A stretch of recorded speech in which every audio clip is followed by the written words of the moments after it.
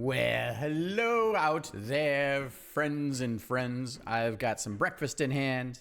I'm Dr. Bosky, and I'm going to eat this breakfast. And today we're going to watch Social Kid play through the last version of Interstellar Sentinel that we put out into the world. It's a 3.2.0 build. This build has a lot of features that didn't exist, like race mode and whatnot, but this isn't really a notes thing. So, or a like 3.0 recap. I did a lot of polish, especially on the audio side of things and visual side of things. So Social Kid was kind enough to give us time to play through the game. And we're going to watch that. And as is a good idea, if you're out there and you're doing your own shmup dev work, always, when someone gives you the time to play your game and give you a video, watch the video. Even if you skip through it a little bit to get to the salient points, still watch it. Take notes, because if you just decide to do it in conversation or text and you don't have a way of capturing it, then it makes it harder for you to be effective at going back to make the changes in your game. I'm still waking up here. It's brunch time. So with that, let's jump into it. By the way, thank you so much, Angel. Social Kid's a wonderful, wonderful part of our community. Help play test the games even before they came out. Sound. And I already watched this part, so they're taking a look at their audio. Yeah. I'm gonna turn this down a little bit. 1, 2, 3, 4, 5. All right, cool. I think that works. Just gonna go with the default controls.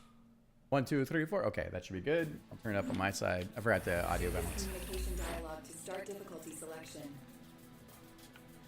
All right. No shame in knocking the rust off. We'll do casual. Whoa, dude. Kind of sick. Not gonna lie, that was kind of cool. Okay, so What's the trail I was gonna go? So I actually went through and played this a lot first, just because. Ooh, you warmed up? A lot of times, I have very difficult time. Maybe I'm just not a good player, but I just wanted to like make sure that I could like actually give you a full playthrough and not like give up halfway.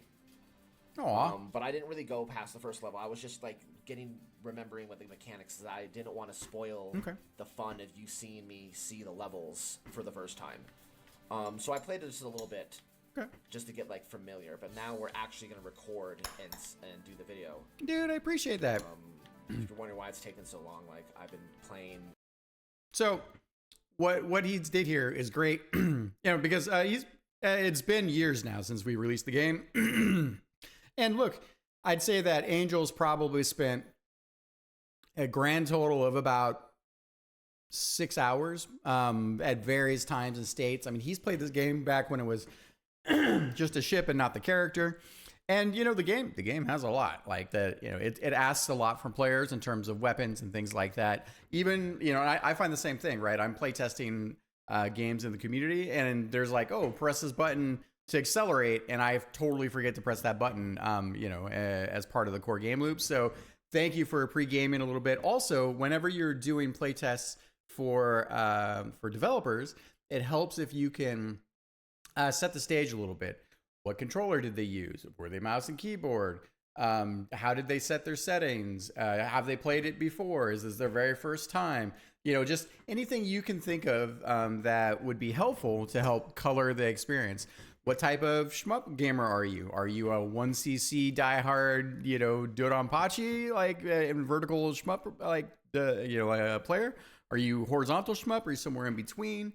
It's always nice to have kind of a spectrum. It's great when you can see someone on camera so you can get their emotions, but being able to at least color the footage or the experience you're about to take in helps, because your data brain is trying to understand where they're at in their journey, because that helps you better design that experience for that style of player at that point in their journey, right? An easy way to say this is basically, let me see here. An easy way to say this is, for instance, when someone plays your game for the very, very first time, they know nothing. They are completely new.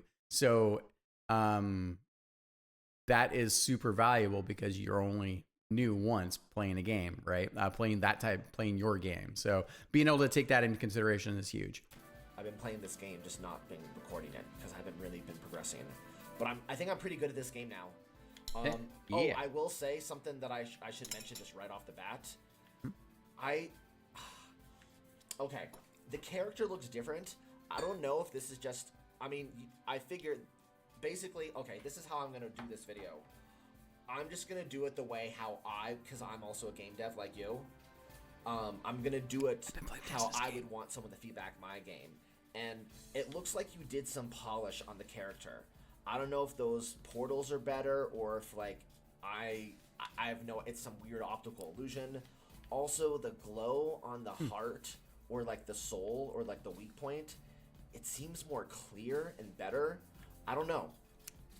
Overall, the character just looks way better. Like, something about the game just feels more professional, and I only really went, like, a little bit in the first level. So, I don't know how you did that just with this, or if it's just branding illusion, but nice job. Well, a couple things. So that's a neat little action shot. Look at this thing. Yeah, Dr. Bosky. I gotta clunk that. That's good.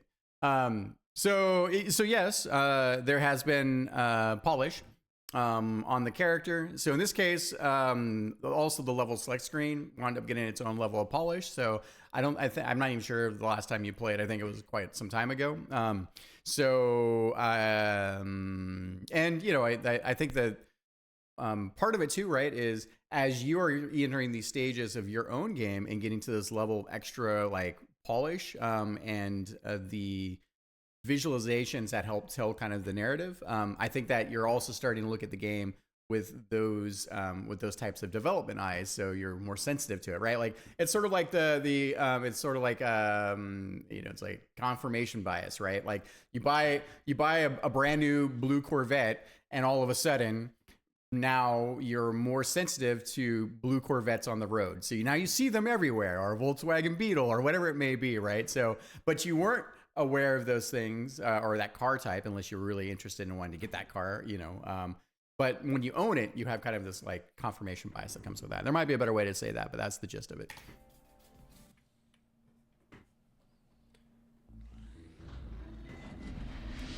Damn, that shield looks sick. Yeah. Can definitely tell I'm invincible. Oh my god, I kind of got scared because I thought that those little like soul bits or whatever it is I'm collecting, the green things, like were shots at first, and it scared me. But I'm okay. Good. I don't know if you want to put transparency on them. They already have transparency. Or I just need to get used to it. Oh my god, wait! I need this gun. You'll get used to it. I don't have any green like, enemy bad things in the game. Between like the heavy weapon and the non-heavy weapon. Power up. Weapons up. Ooh, yeah, let's go. And I think he's. Okay. Oh my goodness. Oh my goodness. So I hear this. keyboard clicking, Damn, so I think he's playing with the horizontal keyboard. shmups. There's so much movement options, but it's also, I think, maybe harder. I don't know. It's basically a different genre. It's like metal versus punk. I don't know. It's options. What was that? Dan, I love horizontal shmups. There's so much movement options. He's a vertical But it's shmup also, creator. I think, maybe harder. I don't know. It's basically a different genre. It's like metal versus punk. They're similar, but like very different. Oh my goodness, do I have a bomb? Oh no, I have a super weapon. There we go. See, can you tell I'm better?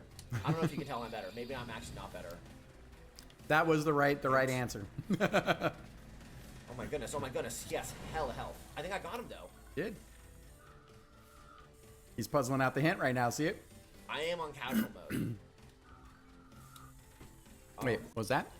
I am on casual mode. Oh, casual mode. Yep.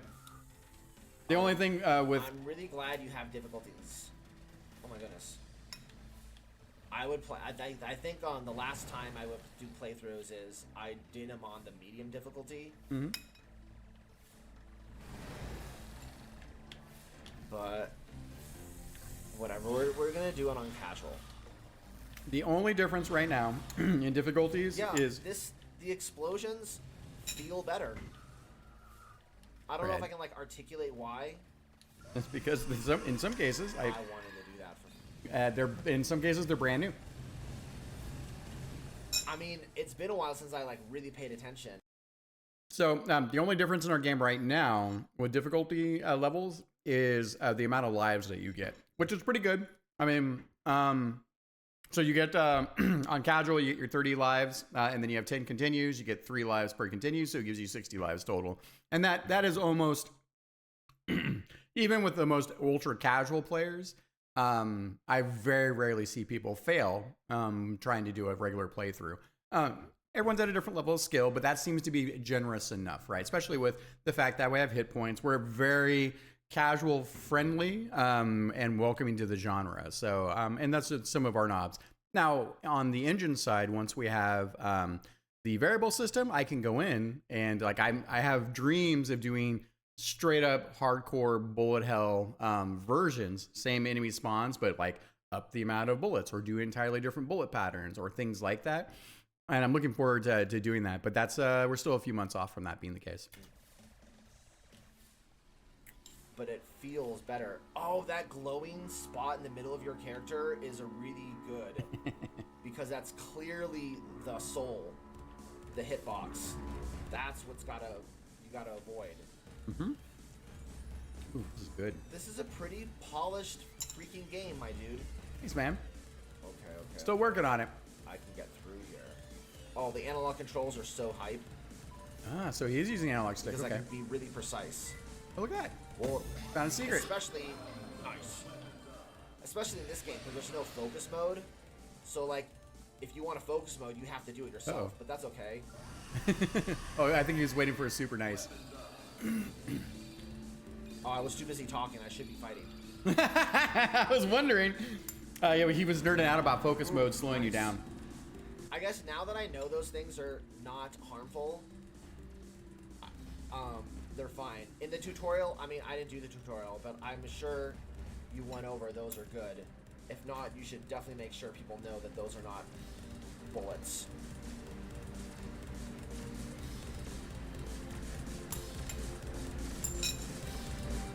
We do cover soul bits in the tutorial. Let's try this. Green glowing goodies is what Jay calls them. Unique death. Okay, nice. Ooh. This is pretty hype, dude. Blast him in his face. Ooh. Oh yeah, he hasn't seen the weapon updates. I've been slowly watching people play, upgrading the anemic weapon sets, underperforming weapon sets.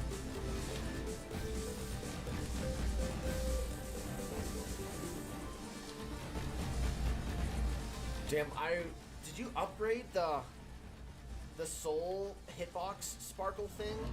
Mm-hmm. It really looks solid.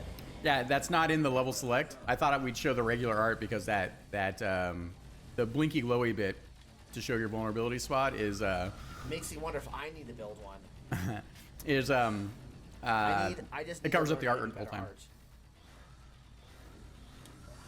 Let's see here. I just wanna look at it. So it looks like it's kind of almost looks like a bullet. And then those white lines that come out really helps me know, like, focus in on, like, oh, that's what needs to be protected. I That's can make my baby. I can make the white lines a little bit blinkier and brighter, but yeah, I mean, look, that's inspiration from Gunvein. Okay. Wait. I think the lines help. I could just keep Visually, firing. they're not great, but I think they help mechanically, which is Pretty important. good, honestly. Oh, shit. Ooh, he's clutching. I can feel his butt clench. He's trying to get back in control. See, it's tough when you're a developer because HP. you're trying to like understand what's going on, and then you lose focus, and then you get your ass kicked by the Did I game. just lose more health? You did. Oh my goodness. He's trying. Oh, but there's health ups. There are. Whew. All right.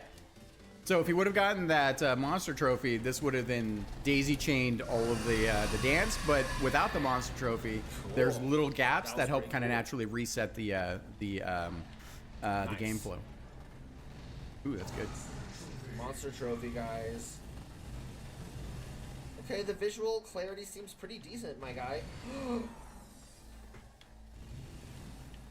You know what would be really freaking cool? Oh my god, can we figure this? We're gonna have to probably do this in Ogre. I want the rumble feature. Every time you get hit, I wanted to activate the rumble feature. Oh yeah. Yeah.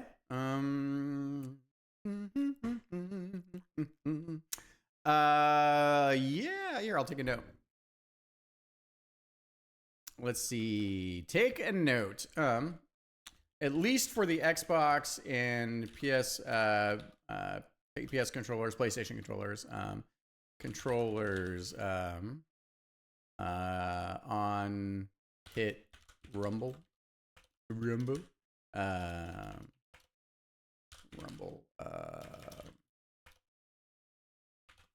I can ask Sunny about that.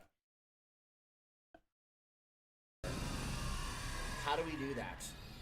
We cannot do it in the engine, but like, I know how to do it in Unity. It has to be done on the engine side. But I don't know how to do it in anything else. Yeah, basically what Sunny would need to do is he needs to honestly, take a look. I know this is gonna sound crazy, but I absolutely would donate. Like, I went to tech school. I actually still know how to program. Yeah. I would donate time figuring out how to. I mean, I don't. This is so ludicrous. Like, why should I do this? But it's because I'm so passionate. It's just. I love it, dude. I realize how like diva it is to request something that like doesn't really add anything to the gameplay when there's like more important features. But it would, like, when Star Fox did it, it kind of helps give an extra layer of feedback. Because I was thinking a game mechanic that you can have is maybe you get knocked back when you get hit. But the thing is, like, Danmaku fans would fucking hate that. And so, like, how can you give an extra layer of feedback? The rumble feature. And that's what Elden Ring does. But I know that's more of a AAA feature, unless it's not. No. I guess I just don't know how hard it is to program the rumble pack feature, because certain controllers, like I'm using an Xbox One, has that rumble feature. Yeah, certainly. I know it's kind of long-winded, but like the game's polish is so cool already. Like, also, dude, we just transitioned to this really cool area. The way you're doing level transitions is really cool. Thanks, dude. Oh, nice. It locks in. Is that new? That's so convenient. Side effect of Dude, this is that convenient. particular weapon set. Let's go, guys. The game seems similar, but like more polished. I think you have a lot of what we would call in the music terminology, when you put an effect on something and it changes the mix down, but no one can notice it. It's called a transparent effect. So like, if we're using the same terminology in like game dev, a lot of your polishes seems kind of transparent, in the sense that well, okay, hold on. This is really hard. This is like I'm stumbling over my words, stumbling over my own words, because it's such an intense boss battle. Okay, so what I'm trying to say is the polish seems transparent. Like, I don't even really, I can't pinpoint or put my finger on what's different in the game. It just feels better. And that's basically what transparent means. Okay, I gotta focus. Okay, so one of the things that to think about in terms of games, right? Like, design is in the details, right? Like, everyone says that, but it's really true. And every once in a while I step back and I go, oh yeah, like, everything you see and do is part of a design. They're either choices you made or choices you didn't make. And because of the rise of the systems and how things come together, those can become things you can identify and design into or around, right? So super interesting in that respect. So Social Kid, they also music producer, a Grammy nominated music producer. So super cool. They run their own little community, which is really cool. They make music, they're working on their SHMUP, and they're this nice mix of just, different types of brains. So like engineering brain, some, game design brain, some music brain, like there's all kinds of really cool stuff, the joy of being human. So, and when you talk about, polishing a game or designing an experience, your game winds up being the sum total of all the small decisions that you make, and how they layer together, right? So there's a lot of interesting thinking you can apply, and this is why I personally recommend every once in a while. That's why we're a studio that always plays our games, because when you're playing, you get the opportunity to step back a little bit, even though you know how the sausage is made, and try to find things to polish, right? So, or gaps or problems. This is why we're watching this video right now, just so I can understand how he's playing, even if he's having game design brain, and not necessarily as focused. Totally fine. But it helps me better craft things for the game, right? And frankly, to have conversations like, hey, how hard would it be for us to add rumble to like the controllers? So food for thought. This boss. Oh shit. That's a good sound for when you're getting hit, and that's a good visual effect. Just need rumble feature. Man, that'd be so fun. Might not do enough damage. Do I need to get closer? I do no more damage closer. So like, I guess this is just SHMUP Don Maku dynamics. Like, the bigger the risk, the more damage. I mean, as long as there's no time limit, I can do this all day, I guess. So, in boss rush mode, I did the same thing. So I have this boss here, right? So what's happening right now, and I still need to figure out if I want to solve it and how to solve it. So the boss takes damage at these points, and then this wall. You know what I could do? Now that I have the flame in the back, but the wall has collision on it. So what's happening is his bullet stream is getting penetrated on the wall, or is impacting the wall. And in order to defeat the boss, you have to kill the guns, the brain caps, and there's some guns here as well. So, and right now the boss doesn't have a life bar on top of it. And so it takes a minute for people to understand that they're not doing something quite right. So you can hear him thinking about, oh, maybe I have to get closer to the boss, because there's no additional feedback there. So a couple things I could do. I could turn off the collision on the wall, now that you can take damage here. And then that would mean that these shots would pass through, and then they would only impact where there's collision. So, otherwise, one of the other things that I could do, like I can adjust the collision boxes a little bit on the enemies. But the thing is that once you blow up the brain caps, I think that only the smaller I think that those don't take damage. Oh man, I kind of want to get closer though. Am I doing damage? Yeah, I don't know. Think about it. Let's see. Fortress of Flesh. Disable. No, I don't want to do that. Okay, so I don't think it's a huge problem, right? So one of the things we're teaching you right now is that the bosses in this game are bullet hell. There's no giant homing. The bullets are slow. He's exploring his buttons. And this is all about helping you understand that you can navigate through, because he's safe, but it's sort of like a puzzle in this case, right? So, I don't know. I'll have a think on this. So, Fortress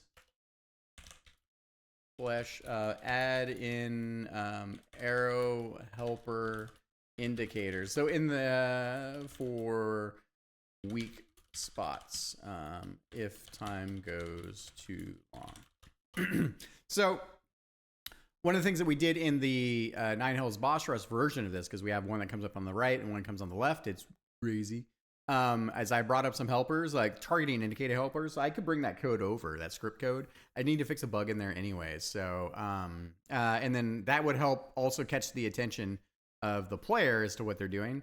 It doesn't help when you have homing attacks, because this is an enemy, and enemies that are invulnerable, they count still as an enemy, and so it prioritizes homing attacks on the engine side. So it also, instead of this bending completely to the brain caps, that's kind of what's happening. But anyways. Oh, I can downgrade. No, I don't want to downgrade. Ooh, he knows this is a downgrade. All right, let's see what he does. Okay. It's close. Damn, this thing has a lot of health. Yeah, see, he doesn't know yet. Let's see what he does. Am I actually not hitting it? Oh my there God, we go. Up. See? Oh my goodness, this is crazy. So his brain is going through the possibilities because as a game designer, you're trying to create puzzles for players to solve, but you have to give them enough hints. And so he's kind of going through, okay, something doesn't seem to be right here. There's no health bar. Like, so it's interesting to see. Got this, though. There we go. I have to use the... I think in some situations, it's better to use the... What is that called? Digital control. Oh my god. Can I get up? Okay, right here. There we go. Does that guy need to do damage to? Yes, I think that's the guy. Okay, All right, so you found a pocket. I gotta get closer. Face your fears. See facing your fears. Okay. There we go. Oh my goodness. Down there. That's it. This is the same guy I struggled on last time, but I'm better now. I'm a better player. I am Dr. Bosky, and you shall not stop me from my mission. Look at that, dude. Dr. Bosky coming through. I'm role-playing as you because you're the player character. Whatever. So you're like a Quentin Tarantino with like self-inserts. Totally. Tarantino approved. Oh my god. Whatever. Gonna use the death to get close. See? I only become more powerful. Oh my goodness, you came back. Jesus, dude. Okay, this means business. They mean business. I mean business. Whoa, whoa, whoa, whoa, whoa, whoa. Oh my god, oh my god, oh my god. Oh, shoot. I know, weapons down. That's okay. We got this. Oh, this might be a better weapon. Ooh, the downgrading weapons. There's a lot of tech you can probably learn in this game. Yeah, totally. I mean, it's a bonkers weapon system. I've been dreaming about adding more weapons. Man, I think this is a really good game. And I hope people don't get biased because it's not a pure Danmaku, which you already know. It's like, it's kind of Euro-y, but like not fully. I think it's like a happy medium because it has like some Danmaku aspects, especially with the bullet patterns. Like, the boss battles are incredibly intense. So yeah, you know, I mean, the reason why I built this game is because I haven't experienced anything like it, and I've played shmups. My first shmup was Life Force on the NES back when it was new. It's been 44 years of playing games, and I've played shmups my entire life.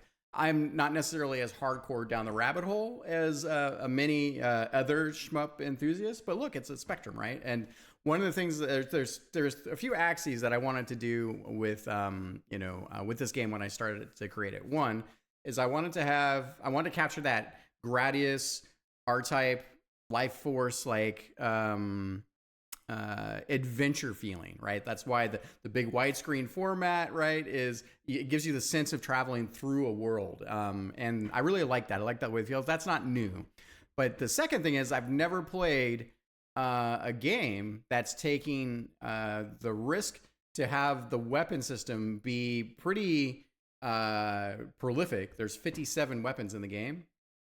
It's a lot to ask for players, right? The weapons change the way you play. Some are short range. There's a rapid shot and a power shot. That's not new, right? And then, you know, what else? And then I wanted to have a couple adventure game aspects that were like, that I hadn't seen before. But I wanted to explore a mixture of like Death Smiles and R-Type and Einhander with the fixed point weapon system.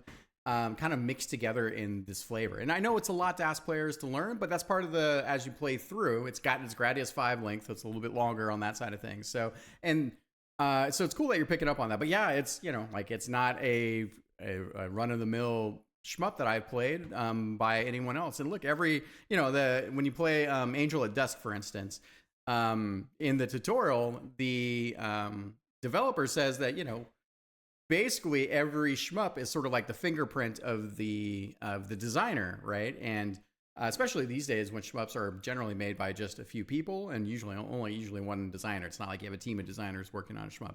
Could still happen, but that's not really the case these days. So, and so really what you're trying to do is you're trying to find like, hey, what's the flavor of the designer in their shmup, and is it something you've had? And, you know, some people are fine just playing the same style of shmups.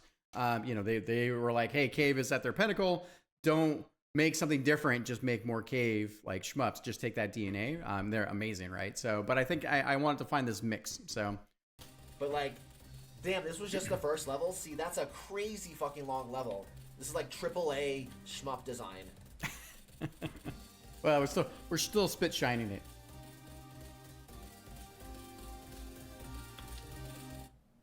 Okay, and do I keep my super? You do. I do. Interesting. Ooh, I can farm supers. Mm-hmm. Weapons up. Okay. I like that they're little I don't demons. know if the game seems easier due to polish or if I'm just actually better. You're better. Probably a little bit of both. Yeah. Damn, all your little juicy effects. Weapons up. Dude, we gotta get this game on the Switch. Or the Switch 2. We're working on it. Like, obviously, it should come out on the Switch because there's a big install base, but definitely the Switch 2. Yep. Maybe the Switch 2 2027, Switch 1 2026. Maybe. Can I touch those? They look cute, so I think I can touch them. Oh, I can. Oh, but they're dangerous. I really like those. They're basically like landmine enemies. What is that? Visual UX communication. Because it's cute, it looks safe. They also keep your chain combo. And typically, blue going. is used for the good guys. Except in my game, blue is used for the bad guys because I'm a fucking rebel. Oh yeah, duh. No, he was cute. I could save him. Oh my goodness, that was fucking cool, dude. Oh yes, dude. Juice. Dude, we gotta get this on the Switch. So, shout out to who was it that played the game? Oh crap. Oh no. Okay, I gotta go. 1 second. I gotta pause real quick here. Don't push the wrong button. Hey, what button am I pushing right now? Oh man, I redid my Steam Deck, so now I'm afraid to push the buttons because I didn't. I mixed them up with my Spotify buttons. Holy crap!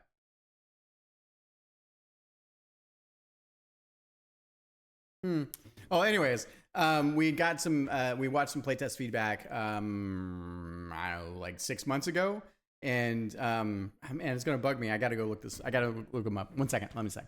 I'll just push the button over here. Aha! So that's what it was. So it says Christian over at Lazy Devs Academy. So they do some amazing content, a lot of Pico 8 work, right? They did some interviews. So they were playing, here he is right there, check him out. Yay!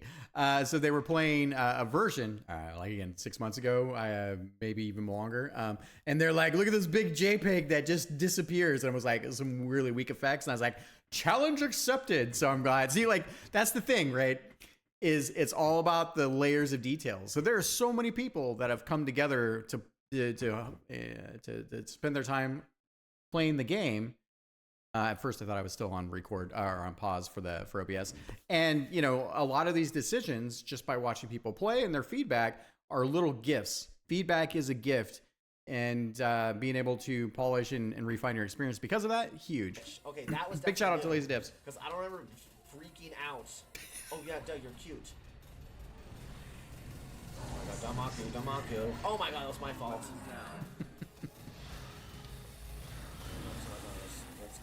Let's go. Oh my god, there's right up there. Cute. He's getting better at exploding them. I love those guys. And that's a case of adventure game, right? They're... Yeah, this is way cooler than I remember for some reason. I think it's the way they die. Mm-hmm. The way enemy dies in these games are extremely important. Mm-hmm. It's all about that candy. Frick, dude. The fact that you have unique death animations for everything.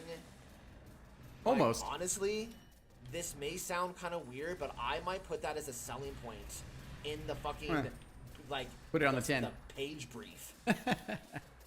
Is that egotistical? Maybe, but like... See...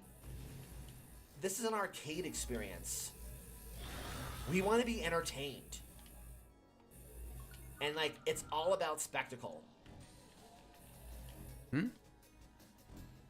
I think, like, You know how they say like sound in horror games as a game mechanic? This is important. You know, like, because I've heard this, and you as like an actual like professional game dev, obviously know this because you've seen it and heard. I think this was at a GDC. It was like the guys that did it was like Resident Evil 4 but in space. Oh, you know Dead what game Space. we're talking about. Those devs, because they're American. Like I'm just like, oh, I know what you're talking about, Dead Space. By the way, in Dead Space, especially one, some of the best sound design in a game, and so for the people who don't know, so it takes place in a spaceship. There's some other things, blah blah blah. So definitely a horror game, and they had this some sections in the game where I just stopped because you had this place in the ship where the ship had this giant like centrifuge, this big machinery, right? It was spanning more than one room, and it was kind of like towards the core of the ship or the reactor or whatever it was, right? The engine bay, and you would hear it. It would like boom, boom, right? And you're like, oh, that's this sound, and it kind of went into the sonic palette of the game, right? And then you're cruising through your rooms, and then you get to the room where it's louder, and it's like it has a bit more of a whoosh. It's like whoosh. Right, and then as you leave the room and you're several rooms away because you're in the ship, right? The trail off goes back to this underlying boom, and it's a rhythm of the ship, right? Like the sounds. Like if you're at sea, or you're at home, everything makes noise to different degrees, right? And that becomes the sonic palette, as I like to call it, in the experience. So how weird is it that he was like, this one game from GDC, they did this thing. I was like, oh, I know what you're talking about. That's awesome. Anyways, Non-Japanese. We're saying that sound in horror games is a game mechanic. And that really stuck out to me. I was like, wow, you're right. Because in a lot of the horror games, sound is used as a game mechanic. I think we have a similar thing in arcade games, especially these shooters. Spectacle is a game mechanic. So the fact that you have these new... this is why you did it. You're smart, obviously. Like, why? You don't even need me to tell you this. But this is making the game way better. So a couple things. So Angel, no, it's great. I love the thinking. Look, we're just wrapping here. This is important. Like I'm going to put this video up on SHMUP Dev because other people can watch along and find these little like nuggets of our insights, right? So in all games. So for instance, right, like I was very, very lucky to start my game career in the game industry back in 1999. Back in 1999. So I got a bit of seasoning. I've been able and fortunate to make so many different games, playing the Star Wars universe, all kinds of cool stuff, right? Starting QA, and now I'm a producer in the the game industry, or game industry, I guess Netflix is in the game industry now, so yes. In Star Wars, if you watch the movie without John Williams' soundtrack, it's an entirely different experience. It's actually not a very good experience. The music, the score, it has a responsibility to move you emotionally when it's not just dialogue or effects or action or insights or the cerebral nature of thinking about how things are working in a world, right? The more immersed you get into a piece of art, and games are art, movies, TV, art, and all different flavors of that. So it's again how all these things come together, right? And I think you nailed it there. I think the other piece here is, I'll take a note because maybe it's not a bad idea. Selling point on the box. Amount of enemies and unique enemy deaths. And I don't know if someone reading the description on the Steam page would be like, oh, this is a selling point, right? Like look, to me, and you see these posts all the time on Reddit, right, where it's like, I've been working on this game for 10 years, I quit my job and been working on 5 years, right? Like it's just kind of this weird piece of information that no one gives a crap about. No one cares that you've put 5 years into your game. You care that you put 5 years into the game, but what people are there, right? And this is kind of a marketing thing. People are there to know what's in it for them. And the fact that you put 5 years of your time and effort into your game, there is something to be said for maybe knowing how much time and attention went into something that can create more value for the person looking to buy your game. But then again, maybe it doesn't. But you know, like I guess the thing that I'm thinking about, right, is that if you're like, hey, there's 47 different enemies in the game and they all have unique and compelling death animations, right? Like that then frames like a bulky value add to the player about the spectacle, the attention to detail, right? Sometimes you have to like dumb it down and just think about not from your perspective of I put so many years into this, but into what's in it for the player, right? And I think, look, music, that's the other side of this, right? Music being that sonic palette, especially in shmups, music is that thing that also drives you. Shmup games are very much rhythm games. They're auto scrollers, right?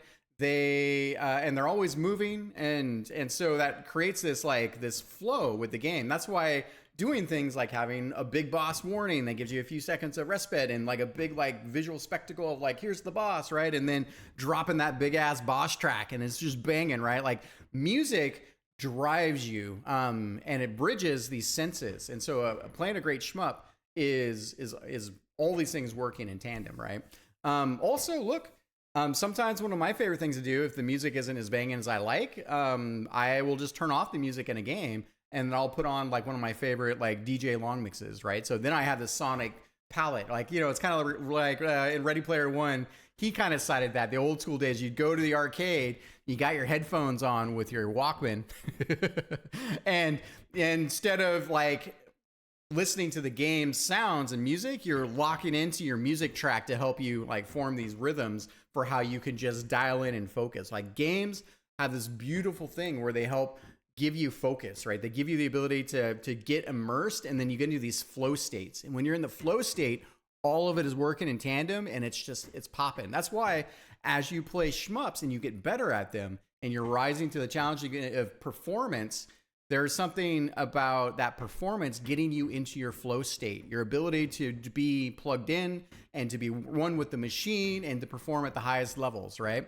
Not being elsewhere, not having distraction. And I don't know. Anyways, let's get back to it.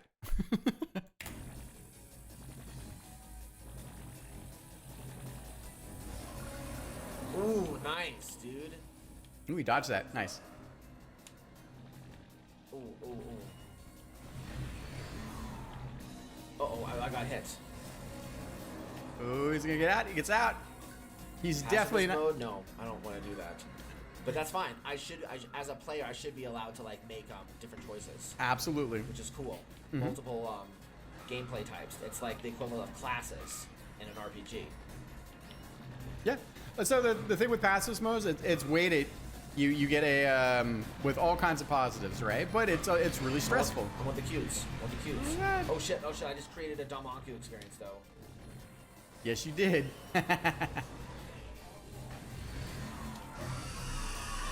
Okay, uses the super to get a little reset there. That was good. And now we're reset. So. Oh, that's a bad fairy. So here, this is one of the things I'm really proud of in the game. This is a monster trophy. So had he done pacifist mode, survived pacifist mode, he would have been able to trigger this monster trophy, and that monster trophy could have been destroyed, and that would have created more enemy waves. So it's our version of dynamic difficulty. And speaking of pacifist mode, so basically, it's one of those things where like I haven't seen this really in another game. So the idea is that now that's not entirely true. There's one or two shmups where they had like you can play through the whole level without getting touched. There was that kind of thing. So I've seen a couple challenges, but I baked it into the DNA of Interstellar Sentinel. It folds into the end level rank system. But when you pick up pacifist mode, you get a bonus life and extend. You can't shoot. You get your countdown, and then at the end, you get extra power-up drops that are stronger. So for people that are dying a lot, this is actually an interesting thing where it creates a comeback mechanic, which I haven't really seen comeback mechanics in shmups, really. Like, it's not that they don't fully exist, but not like this, right? So you have this big risk and this anxiety of getting into pacifist mode, and you can't shoot, and all the passive modes I've been able to do without getting damaged. They're tough, don't get me wrong. And then coming out of it, you get this bootstrap that then gives you more power, stronger. Gives you a little bit of choice for power up sets, weapon sets, that is. And I think that in that you have the other side, that this mechanic, because every level has a pacifist mode. That if you're already at the top of your weapon set, one of the things I always love in shmups is getting power-ups. Like, I love when the weapons change. I'm like, ooh, I like this weapon. I like this weapon. I also was always been a shmup player that that finds the weapon that they like, or that I like the most, and then I kind of dial into that and use that, right? So that's why you can dump your weapons in this game. But I also wanted to challenge that aspect, because that's how I like to play. I want to do something different, because that's how I've played all my shmups, right? So again, there's 19 different weapon sets, and a weapon set is 3 different weapons. You have your auto shot, your power shot, and your rapid shot. And so what happens is that if you're already at the highest level weapon set and you're not dying, you get a little bored. You're playing at the highest level, and so to get the best ranks and the best the best endings, all that good stuff, you have to engage with pacifist mode. But then that also resets your weapons, your weapon set, bootstraps you not back to the beginning, because that kind of sucks. But it gives you the ability now to get back into this flow of like, ooh, your weapons are changing. I really like this idea that the weapons are changing. It's like the ADHD of weapon systems. I'm actually going to put that in the branding. So maybe ADD, we'll call it ADHD weapon system. I'm gonna tagline that one. I probably have a little touch of ADHD as well. All right, let's get back into it. That's not a good fairy. Nope. But they have a cute death sound. They do. They got a little mewing sound. That's actually me on the microphone. I mean, I guess that's fine. They are kind. I don't know. Oh shit, dude. Here we go. I don't know. Oh. I mean, I guess that's fine. They are kind. I don't know. Oh shit, dude. So good. Weapons down. That's okay. I think I'm back. No, I'm not the level 1. We're gonna get back. Power up. Weapons up. By the way, you want to see something? Watch out. Not the level 1. So check this out. I don't know. All right. So. All right. So this enemy is called the Fairy Broodmother, right? So she's big and chonky, and ideally, and what happens is she's these fairies are coming out of her nest, right? They kind of do this like circle around thing. And so they do a couple things. One is they're little bullet sponges. They're not hard to kill, right? But every time they block bullets, that's bullets that don't get to the nest. And so one of your strats here, and it's not a huge strat, right? Is that you drop down here and then you shoot underneath the fairy line, right? And that then gives you the ability to stop the enemy. It's very, very gauntlet, right? Stop the enemy generators, right? Because the rule of shmups are the longer that an enemy stays around, the more dangerous it should be for the player. Now, if that's not a tenet for you, you might want to consider that as one of your rules, right? So they are kind of insidious in that the enemy has different ways to deal with it, right? So you can also, for extra bonus points and whatnot, you can blast through the fairies, kind of point blank them, or you can use your power shot to blast through them. And now you're getting additional procs on your chain combo, and you're also filling up your super meter more. So, and you can see here, so this fairy ate all these shots. A couple get through. This fairy eats. And so the other thing that's happening too, right, is that he's not staying on target enough to kill the fairy. So he changes up here to this one, kills her, which is great. Flies around through here. But you see how he's dealing with the fairies?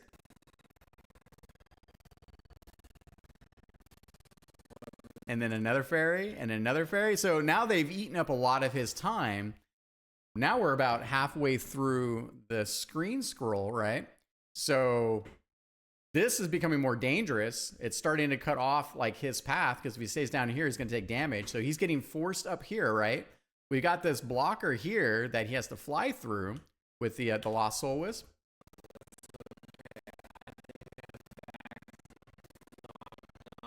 He's getting shots on the nest here. He's still messing with the fairies, but check this out. Now what has happened is he is getting pushed around by the enemies, right? So because she's been able to live, it's even more dangerous, and you have still the fairies shooting, right? So now his ability to get out is getting harder, right? He still has options to get out. He could still drop down here and finish the nest and then plow through. But now what's happened is that this has taken up a lot of his time in terms of, the enemy has lived longer, right? So now these guys have spawned, and these guys have spawned, and again, they're going to live because they come up on these big arcs and then they go down, right? But now they also are shooting off all of their bullets, which then is starting to create more danger on this side of the screen. And now what is happening is that he's in a very precarious spot. No super in pocket, right? So, and because the bullets are there, the whole screen is way more dangerous. And part of it is just that he hasn't identified yet how to deal with these enemies. And so when you create enemies that have kind of tricks to them, then giving players the opportunity to learn those tricks makes them feel smart, right? Because now you start to see how different enemies puzzle out, and you get better at staying on top of your enemy spawns and how to deal with them. But so the other thing is that you have a rapid shot in the game, which is great at low health enemies, killing popcorners, and you have a power shot. And the power shot is about 10 times more damage. And right now, he's actually in an interesting state where he's got the flux capacitor shot, and that actually does quite a bit of damage because it's short range as a rapid shot.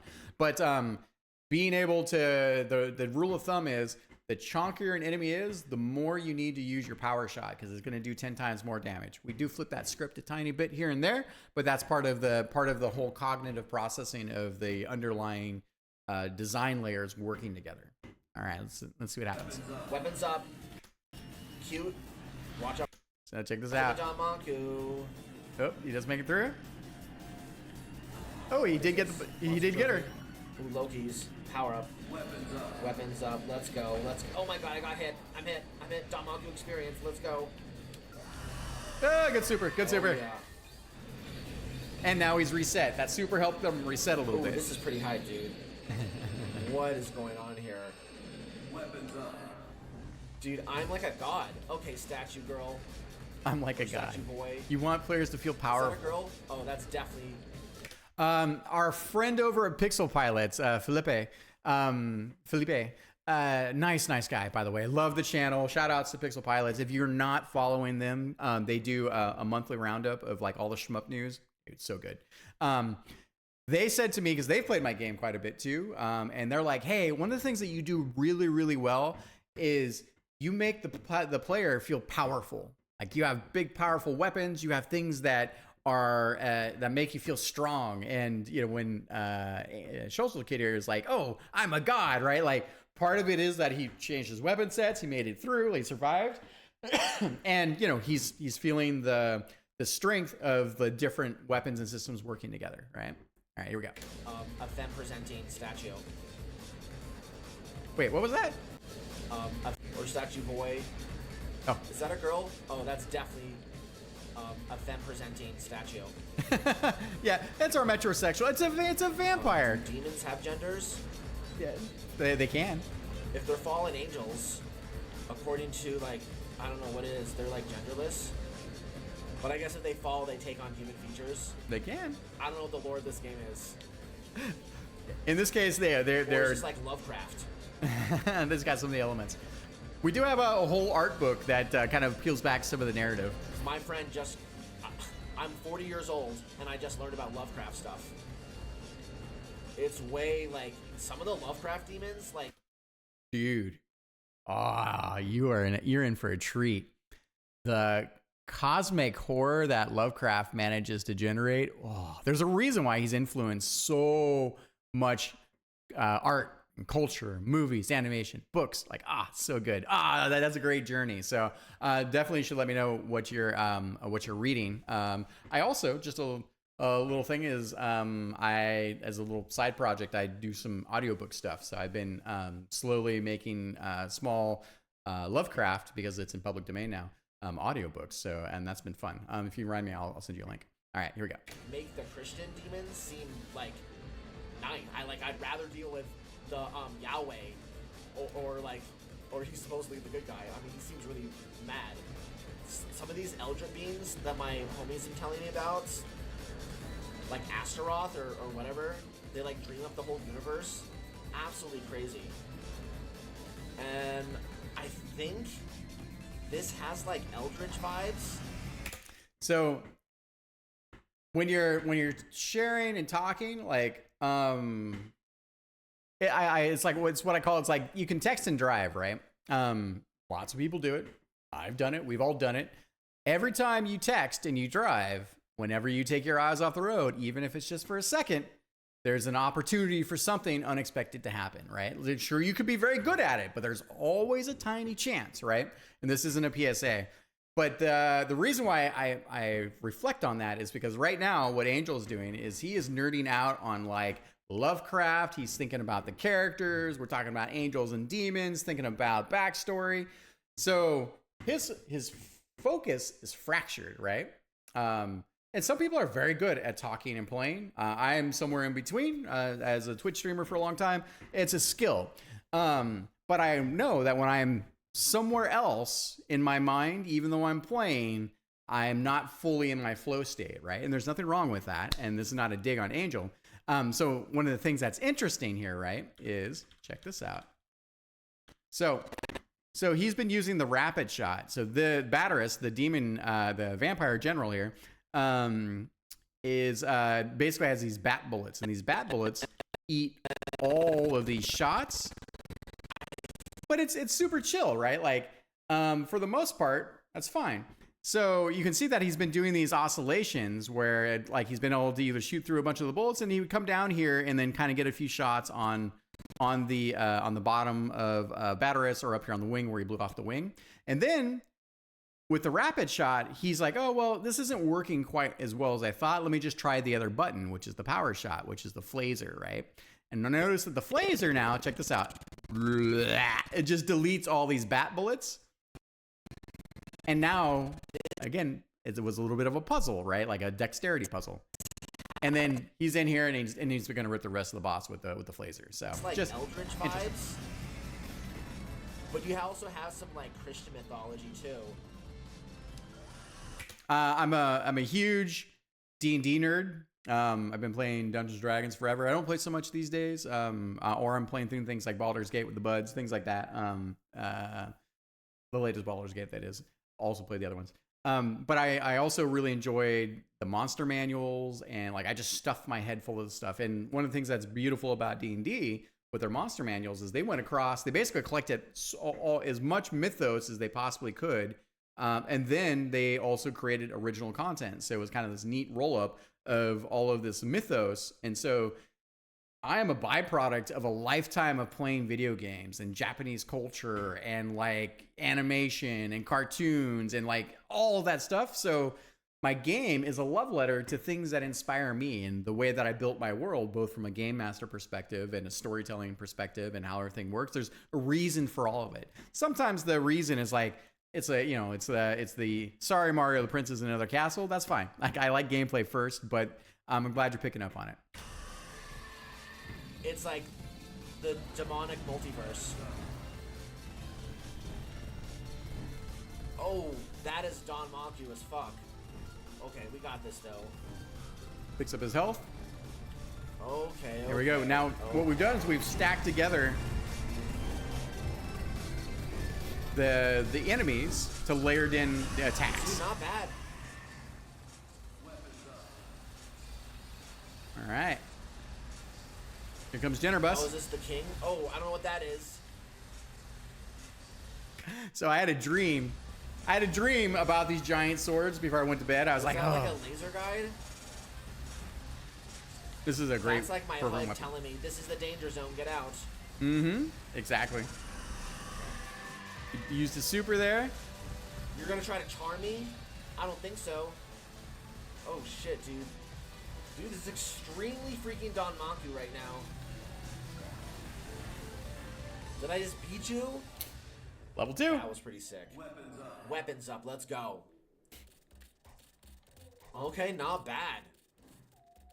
I can hear the sweat a little So bit. I started with 30 lives, so I lost 3. See, I would have been dead in my game. I think I well, I don't have lives. My lives are the hit points. So, and I'm gonna give the player 3 continues because I want to encourage 1CCs. That's why I'm Yeah, absolutely. Totally makes sense. doing not a hit point system. You could still do I think the thing to think about, right, is that you could still have 1CCs. I have a whole thing that I do for our players that 1CC on heroic. They get a certificate. They get a 1CC Interstellar Sentinel pin. Like, I'm a total nerd, right? Love it. And on average, it takes people somewhere between 3 and 7 hours for the people that are on the high end of the spectrum of playing shmups, that they play at a little bit higher level. And then on the other end of the spectrum, I've seen people that it's taken them 40 hours to get to their 1CC on heroic. And I think the thing to think about is that, I mean, lives are lives. They're just, they give you the ability to have, to not hit a continue screen. When you hit a continue screen in our game, when you continue, it removes all your weapons. So you play definitely at a lower level. It's sort of like a little bit of that punishment, right? And that's why we cranked up the lives for easy mode. And then they're less for normie and then heroic mode, right? And then the other side of this too is you have hit points, right? And we kind of did, it's kind of, you could say there's some Euro shmup in there, right?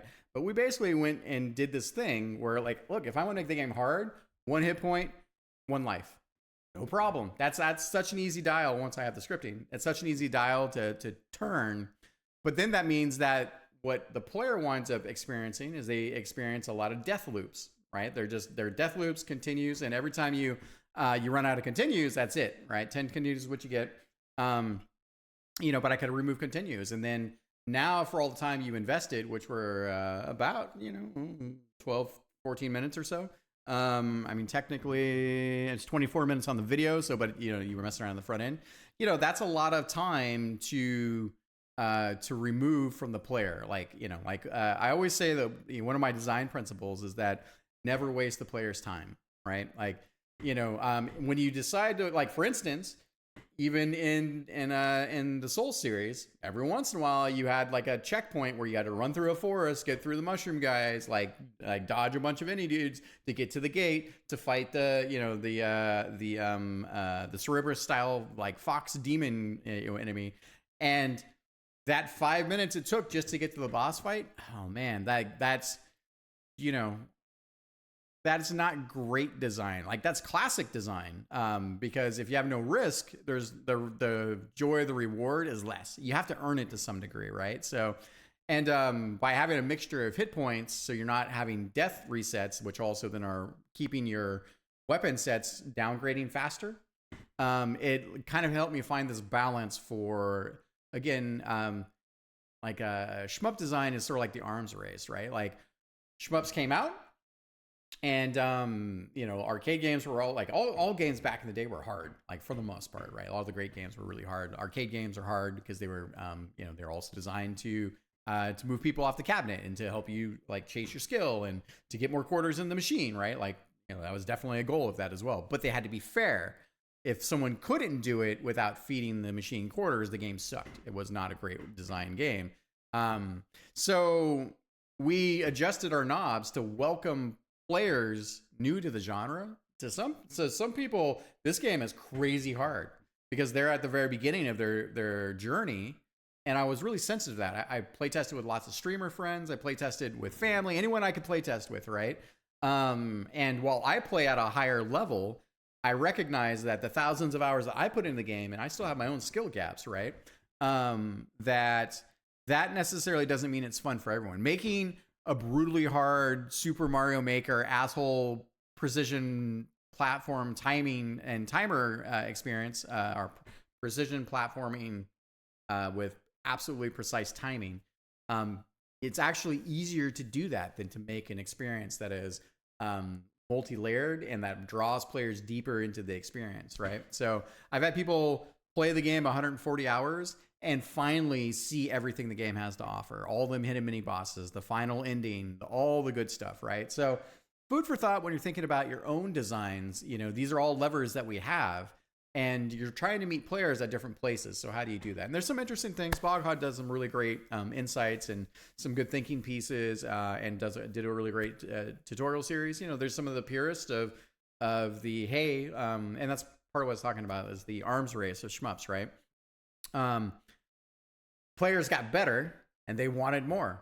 Developers then made more and made things harder, and then players got better and then they wanted more, and then developers made more and made it harder. And so it's like this arms race, right?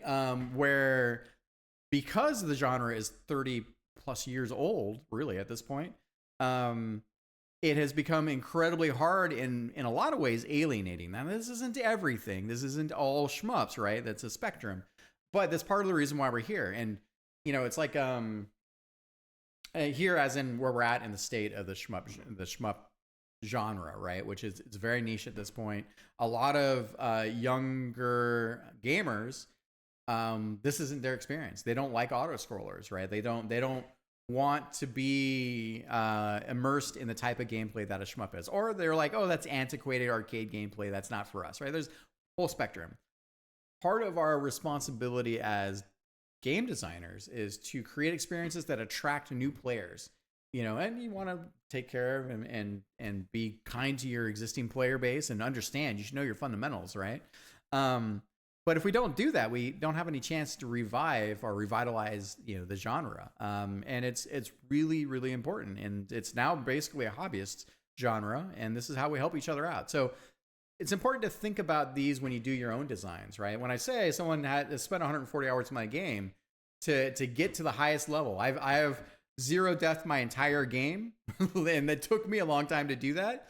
And when you're performing at the highest level, especially at the length that this particular shmup is at, or the Gradius 5 length, it's a tall cognitive load, right? So I've balanced my experiences to take that into account, but also as you get better, the game changes and improves and gets more challenging for you as you start to chase these goals.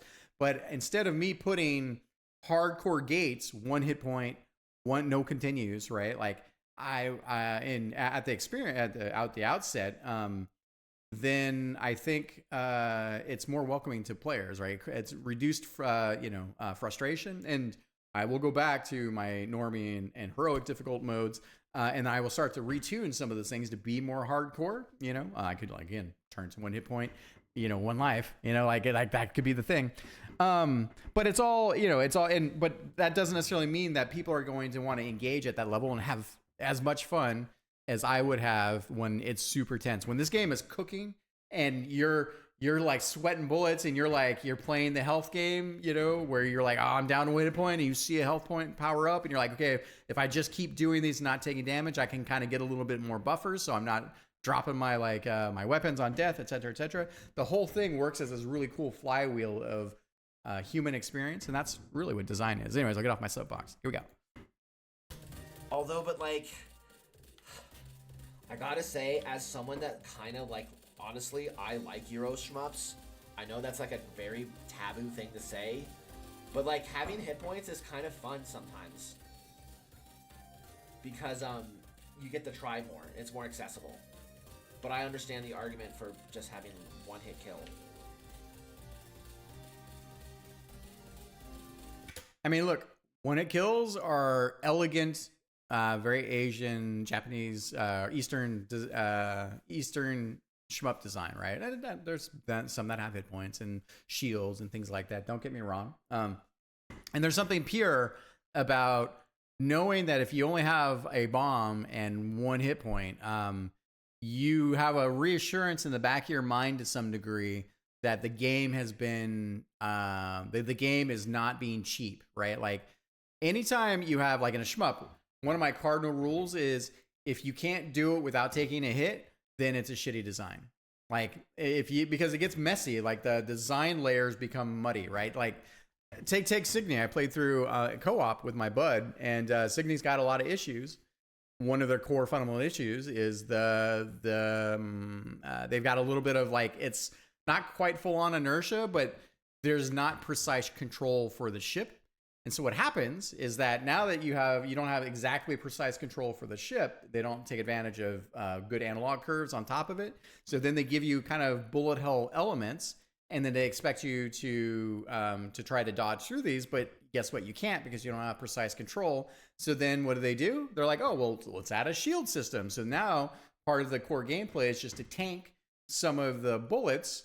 And now that you can tank the bullets with your shields and you can use resources, which are basically hit points, right? Now they're like, okay, cool. So it masks the underlying aspect because their control design over the ship was what they wanted. You know, I know Mark has gave them a lot of feedback. They've got a lot of feedback from I think the SHMUP community. And look, fundamentally, if you have a game that you can't control, it's a shitty game. Yeah, it's good food for thought. There's an argument you said for that.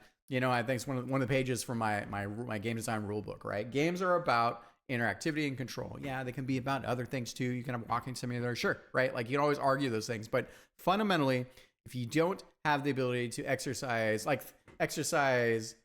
precise levels of control, the satisfaction of controlling the machine, then what you have is games that are less responsive, and in systems that are less responsive or harder or non-deterministic, then you have problems with how you're going, what you can expect for the player, right? Ultra precise control means that you can set up encounters where you expect people to rise to the level of having ultra precise control. In Dark Souls, right? Like lots of people like to talk Souls, right? Once you know your iframes and you can see the telegraphs for the big animations from the bosses, you know you can use your iframes, your invulnerability frames, to then dodge roll, to then have the flow of the boss combat, right? So, and like lots of people like to say Souls and shmups are kind of similar. Like it's just a verb for hard games, right? Yay. Welcome to modern gaming. But I think that, you know, as I probably should get off my soapbox here, I think it's important to think about that, because when you have sloppy control and you make a system to say, well, okay, I'll let you tank bullets, then you're having this dissatisfaction of being out of control. Now you're using a metered system, hit points, whatever, to then kind of band-aid that. But then your fundamental designs of creating good enemy spawns, bullet patterns, auto-scrolling sequences. Like there are a lot of good things Signy did in terms of their environment. And I mean, the sleuthways with the canals were brilliant. It had good marks. It's just that it was built on this space where they thought control wasn't as important as it actually is, especially coming out of the roots of the arcade. Can you imagine having a joystick, a digital input, a digital interface with your joystick or your arcade stick? And when you move in any direction, you have, I don't know, 12 frames of delay, or you have, okay, like now your player character starts to move and they wind up and it takes a second and a half to get to maximum speed. You know, it's basically a curve, right? Is the inertia on the end of the curve? So when you try to stop, you slide. Is the inertia on the beginning of the curve? So when you want to try to move and be responsive, it takes time to ramp up. And look, I don't know anyone that really truly loves ice levels in Super Mario, right? Or slipping around. They're novel because they change up your core inputs, but they're extra stressful. Food for thought. Just food for thought.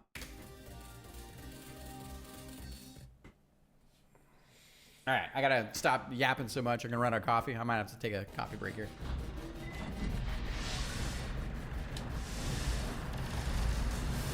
Weapons up. Actually, I think I want to downgrade. Go for it. I want to downgrade. Oh shit. Holy shit. Can't downgrade. Okay. Weapons down. Yeah. Yeah, he was like, ooh, look at this, like... I like how it comes out of a portal. Oh, Doctor Strange. That's the archetype of this character. Oh, yeah? All right. I'm not trying to, like, say... I'm not putting you in a box, but, like... You know how, like, there's certain, like, character classes and tropes? Mm-hmm. I'm getting hella Doctor Strange vibes. He's like a technomancer. Yeah, totally. Dude, technomancers from Babylon 5 are fantastic. A wizard, like, either in the future or in the modern times. Like, Doctor Strange takes place in the present. But, like, the next game is Cyberpunk, so you'd be like a technomancer. Oh my god, I'm in danger. Oh, the lack of the visibility. But it's water. That should be a mechanic, even though people hate it. Oh my god, I'm stuck. Overwhelmed. Visually overwhelmed. Now notice, he was starting to nerd out about Doctor Strange, was thinking about some cool stuff, and then the level started unfolding, and that fracture of focus put him in a very, like, stressful situation. He's down to 1 hit point, right? Oh my god, that was totally... I got PTSD and just stood there. Sorry, Dr. Bosby, we got this. No, I actually like this gun. Just kidding. I think I like this. I like how it goes away. Big classic spread shot. Yeah, and if I really wanted a downgrade, I could bring it back. Yep. And that's exactly why I was there. By the way, the reason why the weapon downgrade system, again, which is a weird one, it's a consequence of having so many weapons, right? Like, I found that a lot of players, they would upgrade and they'd be like, oh, this weapon is way too crazy. It's making me like change like the way I have to play, because weapons change the way you play fundamentally. If you go to a vertical spread shot, that was really hard for players because now they've lost their ability to shoot forward with the rapid shot. That is, I always had the weapon sets always have a front and they have a utility and they have usually some kind of form of back shot as well. But again, you have 2 buttons to figure out which one is which, and that's a lot to ask for players. So by giving the weapon down system, or the availability to dump your weapons, and I did it as a power up so you could still push the button by accident and not immediately downgrade. So that's why it's got a little timer on it and whatnot. But it's for players who specifically were like, oh, this is way too much for me right now, especially if they're in the clutch or they're fighting a boss. So it gave them the ability to then stick with their weapons, or to choose a different weapon, or to figure out what they want to do and not punish them for not grabbing weapon power-ups, because item power-ups in the game also are heavily weighted for score. If you're a score chaser, score also does other things like it's the road to mini bosses, blah, blah, blah, better ranks, blah, blah, blah, blah. So, it's a case where it took me a while to come to that particular mechanic, and that was only after a lot of play testing. And you could say that it's a band-aid for the weapon system being too bonkers. But, but I need to fix other things by chasing this design of having a bonkers weapon system. So you can see how it's the causality of design.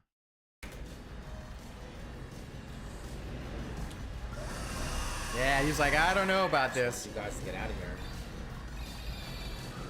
Picked up the health. Got hit points back up. Yeah, see?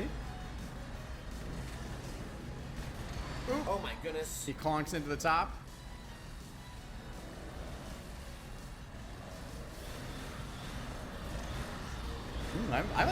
I'm tense just watching him. And remember, every time you see a monster, there's nothing you can do about the lives being 26. I wish it was just like spaceships, like the spaceship icon, to give it like, because now that we only see the spaceship when you launch them, which is cool. But if there was a spaceship icon like right where the lives are, you see, that might add another like punch of lore flavor. But there's nothing you can do. Like, you can't. It's like it would have to be a string. It's a string only. I'm just trying to think of it in programming ways. You would have to convert a string into a sprite, I guess. Well, so if I were to do it, so in our game, so notice, so what you're talking about, Angel. So right here, for instance, that's a little health nugget, right, to help with that conveyance. That's the metal nugget, right? So what we need to do is we would, and Sunny will do this pretty soon. So we need to remove the string, and then we either take the lives. I take the little Dr. Bosky enemy, or sorry, I take the Dr. Bosky sprite, and I just put him down right here at this size underneath. So unfortunately, and the thing is like design wise, I like the icons on the left. So, and because I can't remove the string right now, maybe we could hack it in. But look, this is going to be addressable on the engine pretty soon. But that is definitely one of the things I want to do. So we are in agreement. See, I haven't programmed in literal years, but I think unless programming's changed, strings and ints and floats and bools, and conditionals, and for loops, and if-thens. So there's no bombs in this game. The super is like the bomb, because the super is so overpowered. So played a lot of shmups, and a majority of those shmups have bombs. Bomb is an amazing mechanic. Bomb is, holy shit, things are going crazy. Let me reset the screen so I can survive, right? For me, I was like, all right, here's what I want. Like, one is I wanted to have a system where I'm a hoarder. I'm the type of gamer where I get to the end of, I don't know, a Final Fantasy game, and I have a 1,000, health potions, right? Mana potions. Like, I just, I don't know, because we just don't know. Like, in our minds, the challenge of the game may be so great that we would have to use those items to make the experience, like, to give us the opportunity to get through it. So hoard your resources, right, until you need them. And then it turns out you play through the whole game and you didn't actually need them. And you're like, well, I probably should have used them all along, right? I would have made a lot of those areas where I struggled to not use a health potion much easier. And that was kind of like what, it's what game designers are sort of trying to, their intention of the system, right? And so in shmups, because the bomb is so amazing, I was like, all right, let me not do a bomb. And instead, let me try a skill-based mechanic. So I want to do two things. So one is you have the super, and the super is 5 beams. And there's this thing called in shmups point blanking. Just means like, think about if you have a big shotgun and you put it right up to the enemy and you pull the trigger, all the pellets are going to do damage, as opposed to if you're 10 feet away, not all the pellets are going to impact the target, right? And so I wanted to have that mechanic. I wanted that skill point version of the mechanic.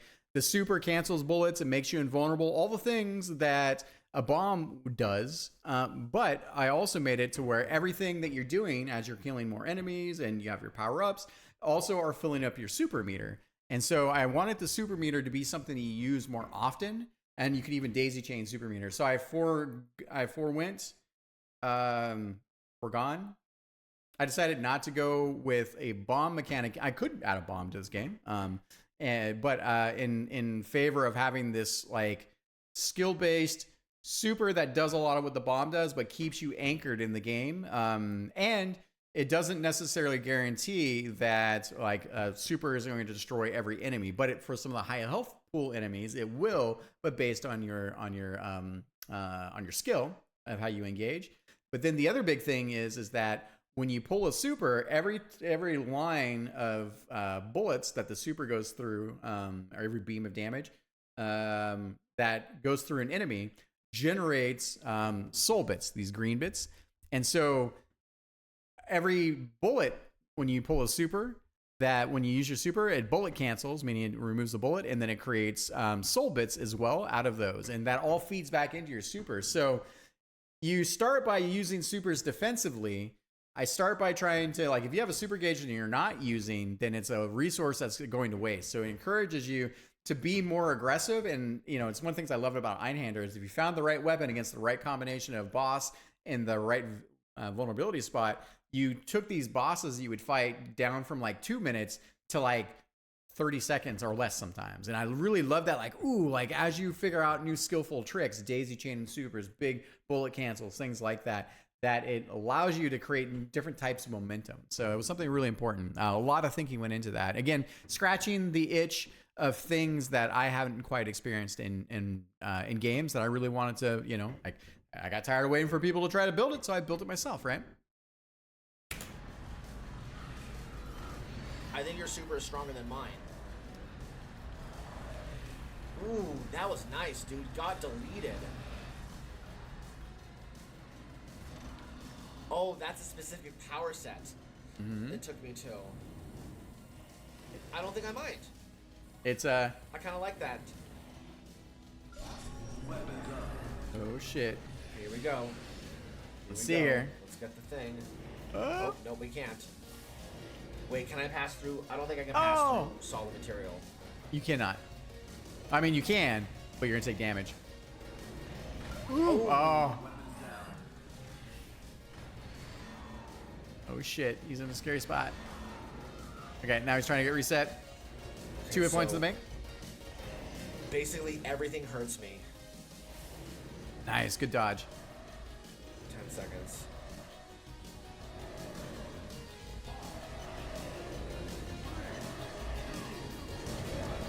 Huh. Interesting. I don't know what that is. I think there's a collision issue. That's like a new bug. So one of the nice things about watching gameplay is you can do one of these.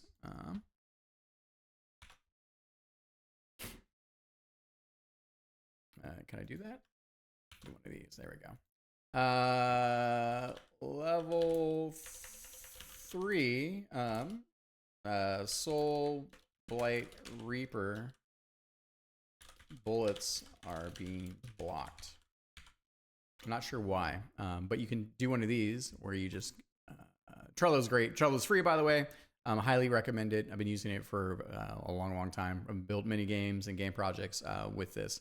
So you can copy your image address, just straight do like this, even if you can't spell very well. Leaville. Yeah. And then you can basically then click on. What's going on here? Oh. Hyperlink. There you go. So when you make the note of where you're at, right? Then you can just take a screenshot of that, and then you can have a quick visual reference as to what's going on. And if you need to, sometimes you also have your time code. All right. Choices. He's trying to make the choices. Oh shit! Wow, that was crazy. Nice. I was worried when you would start to look at the choices there. So much variety in this. This game has a lot of variety. One of the other little tricks that I like is AAA, I guess technically not AAA. it's like AA. But it's, oh my god, I got greedy. It's getting there. He did get greedy. It definitely feels a little bit, you can clearly tell you're not a solo dev with all the work in. Yeah. Really good graphics, and they're all original too. Yeah, everything is out of my dome. I love Castlevania, like another one of those big things that blew my mind. Maybe so there's probably some assets used, but it feels. I did buy some particle and effects packs. I'm not super great. I did all the tech art for the most part, but yeah, it's all original art directed by me as well. My shout outs to Dimitri. We've been working together on the Dr. Bosky world and projects for over 8 years at this point. So, and it's super humbling. It's very humbling. Like I got tired of waiting for someone to say, Shane, go direct your own experiences. You've got enough imagination for this. We trust you with it, right? There's nothing I haven't produced in video games at this point as a producer, and I'm very grateful for that. But I also was like, I'm not getting any younger. And there are things inside of me that I haven't, games that I haven't seen in the world, and I want to bring those to life. So that's a lot of what this is. It's pretty original. Thanks, dude. Yo, let's go. Oh, fire. Oh, interesting. Hey, new bug.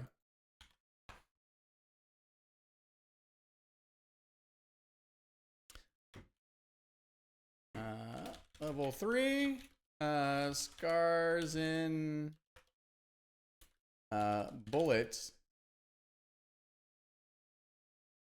Bullets are rendering on top of the flame, top of the flame particles. Yeah, so basically what that is these shouldn't be visible. These are actually the things that actually do damage to you. This is just a visual, but I want to have a big dragon with big dragon flames. And so that's how the sausage is made there. Now, there could be something that this is actually better for the player, but I think it breaks the fantasy a little bit for me. So, and when I played through, I didn't see that, so there's probably something else. Oh. So what I'll do is I'll check the bullet particle and see what's up. Dude, look at me in the corner. Crazy. Epic. Oh, he took a whack. Ooh, I got hit. Weapons up.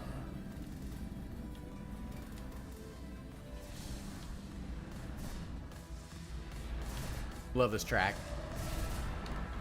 This is the 4th album that I produced with the famous Chris Hulsbeck from Super Turrican, Cross Out, Johnny Those Sisters. Metals? Oh no, metals and this are different, or are they? There's a lot of game mechanics. There are. Okay, there's a chain combo meter. Do I have the firepower to deal with this? I think I do. Yeah, this is like relenting. You have a very relenting boss, like a...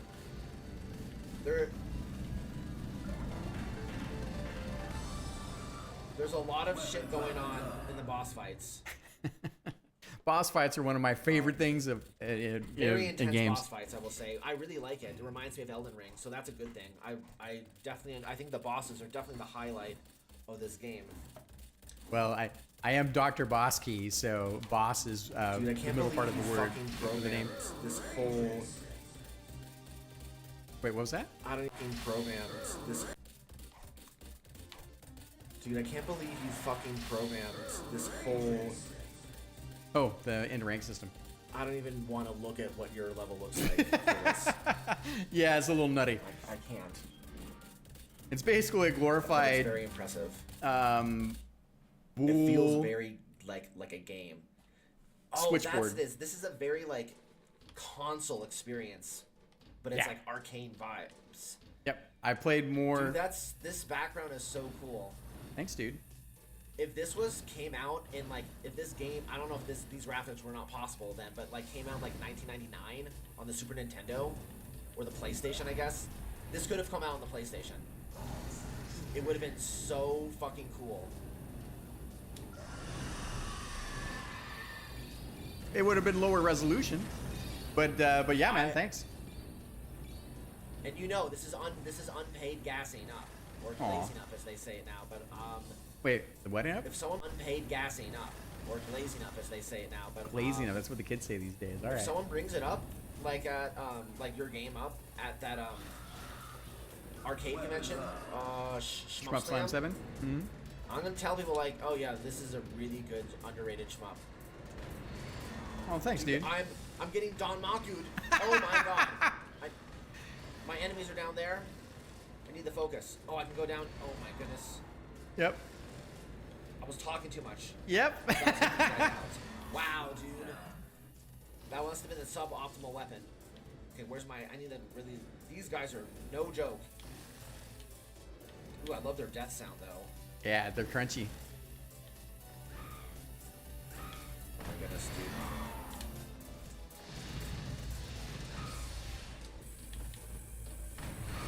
Damn, dude, I'm just getting beat up.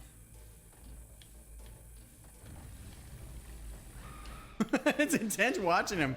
Oh my goodness, dude.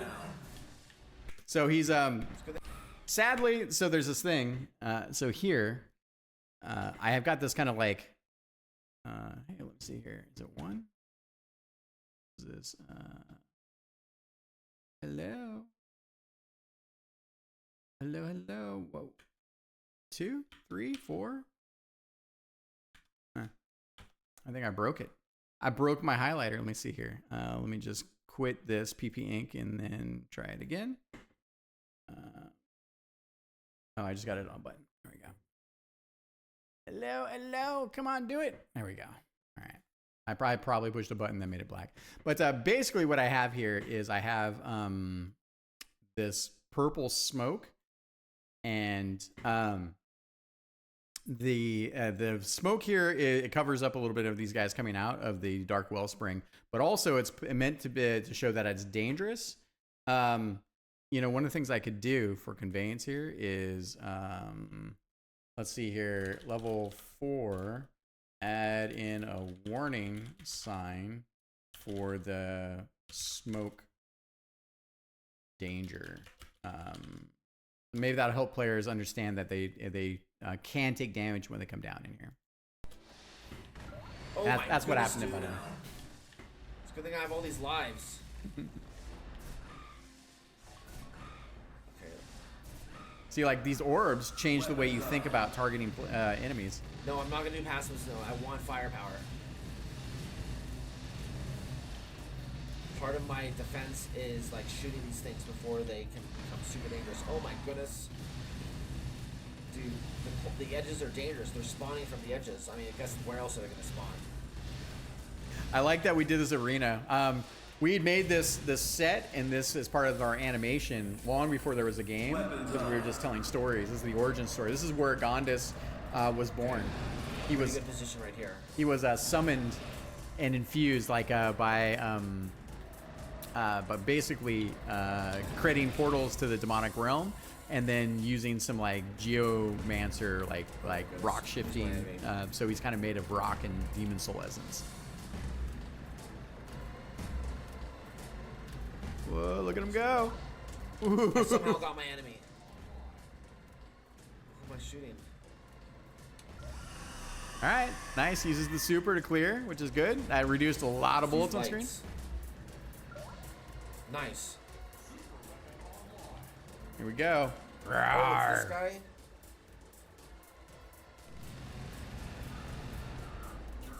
Damn, what a sick transition, dude. Why we're in outer space? I don't know. It is. Is he gonna get the secret? Are we in the astral plane? What just happened? Yeah, right. Dude, this is like you are like Doctor Strange.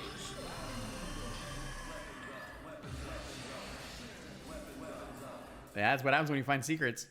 Although he stopped shooting. He's not shooting. You're not shooting. Oh shit! Oh shit! Oh! I think I broke his brain. It's so good. He's massive. He is. You're fighting his dick now. So when I first imagined, Or he had a temple in space.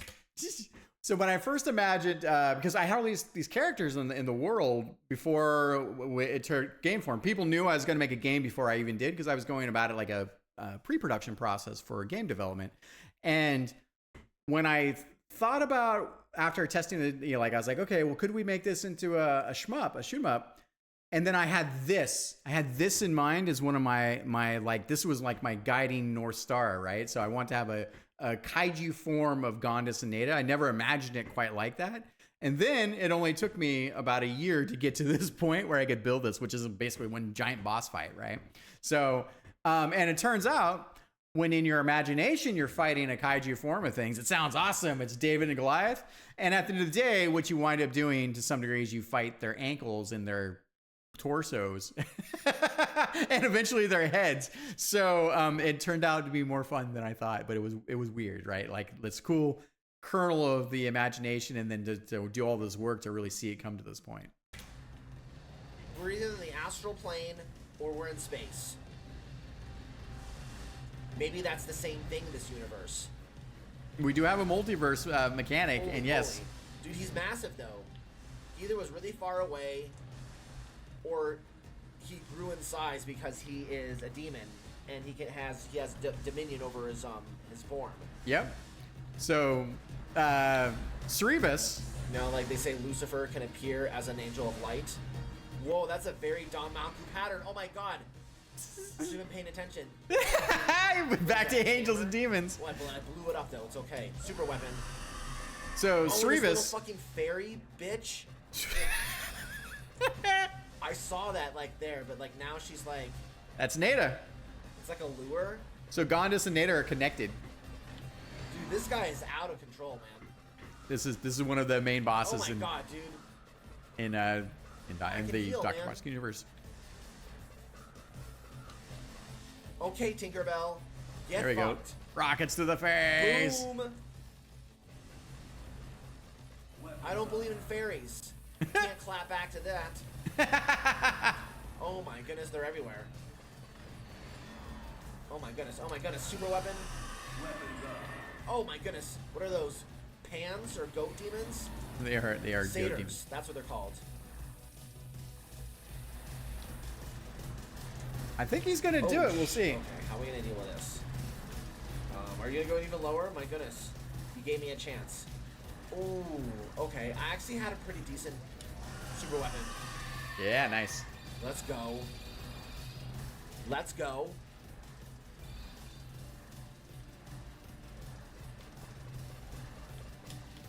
Oh my goodness.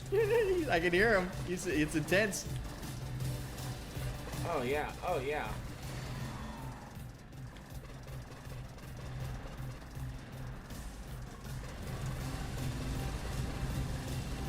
Okay, well, no, we got this, Oh my goodness! Actually, donut. Wow, dude. Oh shit. Oh my goodness. You got this. Oh my goodness. Oh my goodness, dude. This is very intense. Super weapon. Oh, I don't have a super weapon yet. I have Close. to build it back up. Oh, this is close range. Ooh, shit. Oh my goodness. Oh my goodness. It's okay. We still have that. Oh, I hope he doesn't time out. Oh my god. This guy means business. Oh my goodness, dude. These are very intense boss fights. Wow, I just need to take a break. I mean, I think my boss fights are intense too, but these are intense in a very different way. There's like a lot going on. It's very game-ified, which is good. It's like this is what the console gamer wants. They want a lot of variety. It's like Elden Ring, where the bosses have a lot of variety. My game is more Toho coded. What makes it hard are the literal patterns. The patterns are the bosses. Mm-hmm. But this is cool. This is a very cinematic Danmaku. Or I guess it's not a technical Danmaku, but it's pretty intense.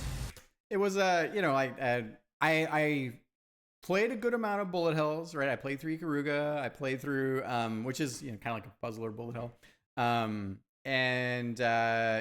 played through a Kai Katana Shin back in the day. I got my 1cc last year in that. I was like, ooh, that was tough.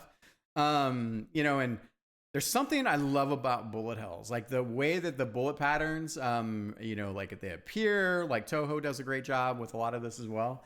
And I wanted to have this mixture of like not bullet hell the whole time because that's really intense, but I want to bring these big like multi-staged layered boss fights that are very classic, like platformer bosses to some degree, right? Or Elden Ring, if you will, or whatnot, like multi-phased bosses. And I want to bring in bullet hell elements to that. So coming back to like the roots of the shooter. So I hope he defeats the boss before it times out. We'll see. Oh my goodness, I got hit. This is good. You need that power shot, homie. I don't see the really good on like. Okay, here come the Lokis to help. Right here. Oh, there's that super. Oh my god. Can I dodge? Oh shit. It's too dangerous over there. It's way too Come dangerous. on! You can do this! You can do this! Oh my god, I died. Ah! Where's the boss health? No! Oh, I think I took him out. So close! Ooh, I got some stuff. Whoa, I beat him. It was so close. That was a cool little like level. That was like that level was the boss. Interesting. Kind of little switch up. So close. Also, I've seen people play, and so like Angel was really close. Like the boss had no more life visible in his meter. Like he was like 1 or 2 shots away, and then the boss would have died and phased out and all this cool stuff, right? But I've seen like the boss fight drag on where it's too hard for people, and so there's an atrophy point where it's way too intense. It's too much intensity for too long. And so I wound up putting a timeout in there. And that was, you were right on the cusp. Gives you something to strive for. Nice. You can also defeat that boss. You can defeat that boss before he gets to his second fist in Mammer phase is a hammer mace thing. So to give an interesting perspective on like, once you know what's kind of going on, you can optimize your damage flows to then do way more damage to the boss to then basically cut this boss fight in half. I almost cut it to a third.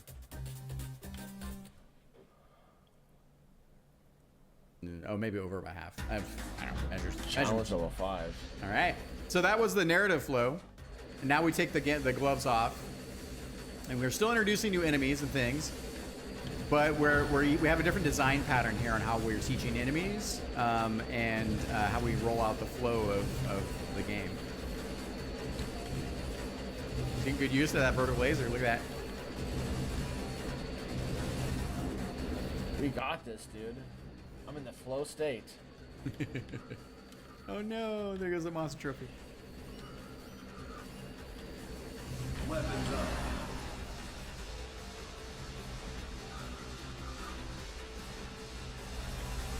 I want to get under yo. He's starting to lean into just the rapid shot Oh, I kinda as like opposed to this, the though. power shot. So let's see if he goes back to using the power shot a little bit here. He does a super. Oh, nice super. Fucking nice super. Juicy.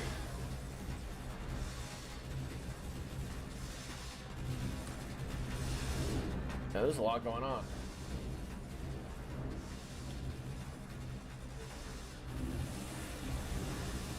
And the crazy thing is had he, if he was had a higher score, he would have hit mini bosses and a whole different layer of enemies layered on top of him.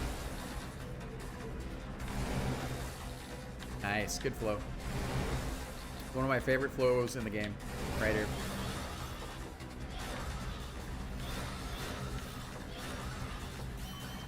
Look at him, he's dialed in. He's really going for it. And because he's going for it, he's killing enemies, the monster trophies are appearing. And that's giving him more enemies. So it's, again, rewarding his success. He's missing that secret at the bottom there. He's trying not to get that.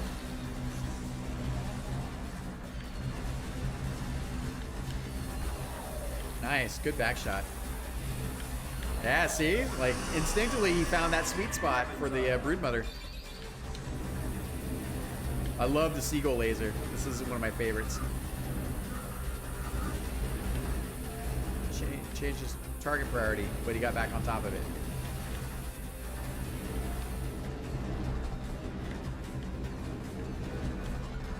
Weapons up. Doing the damage. Nice. Suzanne goes down. He's got a super in pocket. Oh, nice job. Good super awareness.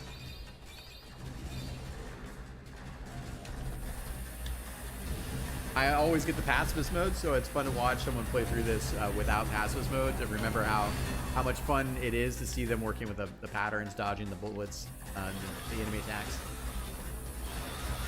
Chain combo up at 300. Chain combo is full. Man, I need to make video games.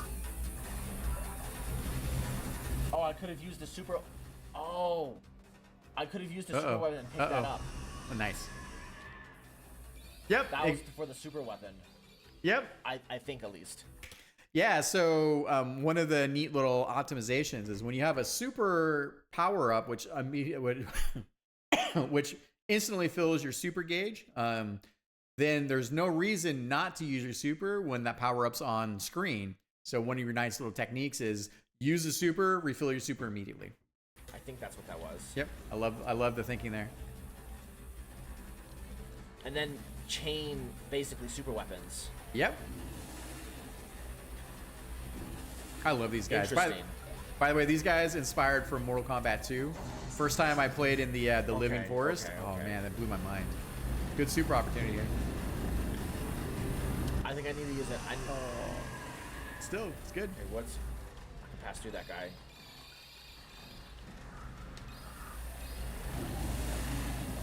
Oh, nice, dude. Nice. So what he's reflecting on? Nice.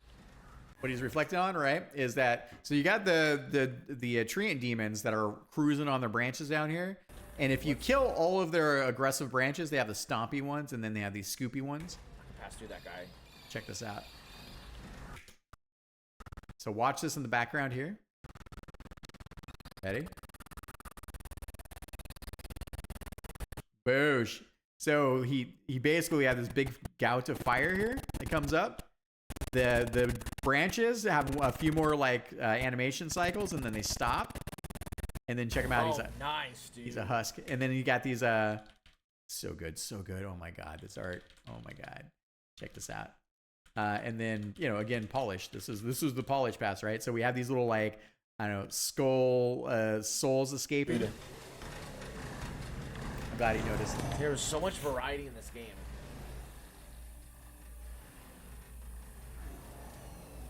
Whoa, that was a cool. Okay, so there's a lot of new deaths, dude. This is absolutely spectacular. So that was one of the big passes is we did sound design for all the enemies. So one of the things that was really important to me is that all these enemies are they're characters in the world. They all have a reason and a purpose. That means they all have a personality. Oh, nice. Oh shit. It's so good. And one of the things I really wanted to do is in shmups, it's very hard to create character moments, right? Without slowing down the gameplay. You know, and like if you look at it like Gunvein, one of the things that they did really well is and the game's a fantastic game. When you use your super or your bomb, like a character portrait comes in, boom, like, and then like you see the character and it reinforces, like it creates a character moment, right? And for me, I was never fully satisfied. I mean, this game came out in August of 2023. And that's a lot of sound design. And I'm not a professional sound designer. So in November, I got together with a buddy who is a sound designer. And again, there's like 47 enemies or something like that in this game. And I was like, you know, one of the things that's really important to me is I want the characters, when they die, to give you that moment of character. Maybe like it's the Shadstress. She's like this ice demon, right? And when you kill her, she goes, no! Like she's got this kind of banshee wail. And maybe no one ever notices, but I know. And it makes me happy because that character connection is there. This is one of those places where, sure, like there's a reason why in shmups, generally it's a generic, one or two generic explosions. And look, we did that for a while with like the Road to Death wheels, and we had some slightly more impressive explosions for the bosses. It's all about production time, right? So by coming back and doing this pass across both the meaty chunkiness of how the materials of how the characters die, it gave us the opportunity to, I wanted to like also punch up the visuals and add more effects. And so I'm very, very happy. We're not quite done with our sound design pass, but I'm feeling this better represents why I care so much about this game. And I'm glad that you're noticing, Angel. So thank you. All right, 1 second. Oh shit. Jump scare. Super right off the rip. This is, by the way, my nod to Castlevania Symphony of the Night, one of my favorite games of all time. This is very much the Skull Lord, our version of Skull Lord. So. Oh my goodness! Oh my goodness! Oh my goodness! Shit, he's in a dangerous spot. Nice super on the back. Okay. Ooh, dodging the eyes. Oh wow, it tracks me. 4 supers. Got you. Nice, dude. Boss time defeated bonus. Oh, speed kill bonus? I didn't know you did a speed kill bonus. Yeah. Is that one of the things? It is. Pacifist mode completed. Nope. All monster trophies. Okay, I didn't do that. Secret collected. Oh, you got a highness score. Nice. I gotta do. What was that speed? That was just a general thing if you kill the boss fast? Yep, that's exactly what it is.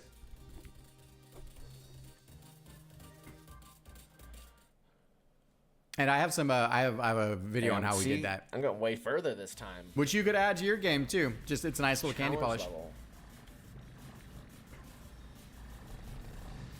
By the way, you want to see something further this time? Check it out. This is what I call the clever asshole designer trick, right?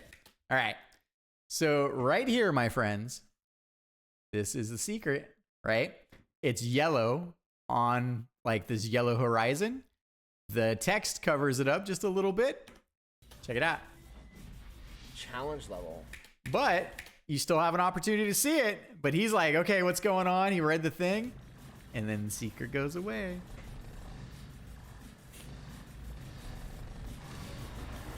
Oh, wait, was that boss the final boss, that, like, big demon? And this is like, wait. I'm noticing they're called challenge level. Is this, like, the second loop that I'm doing, essentially? Kinda. So I'm just trying to wonder like why it's called challenge level, and I wonder if that happened. I guess I wasn't paying attention. I guess that happened after that big giant big demon in space / astral plane. That was like the final boss, and now this is the second loop.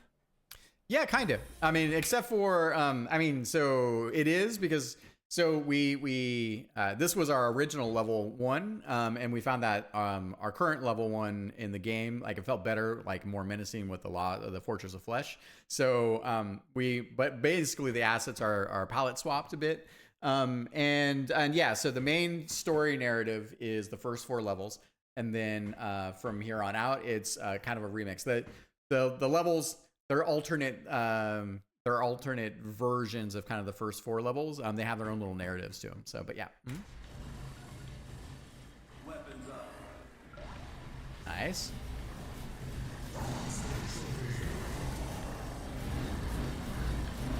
I think Zero Ranger has something like that. And then you fight like the true final boss. Some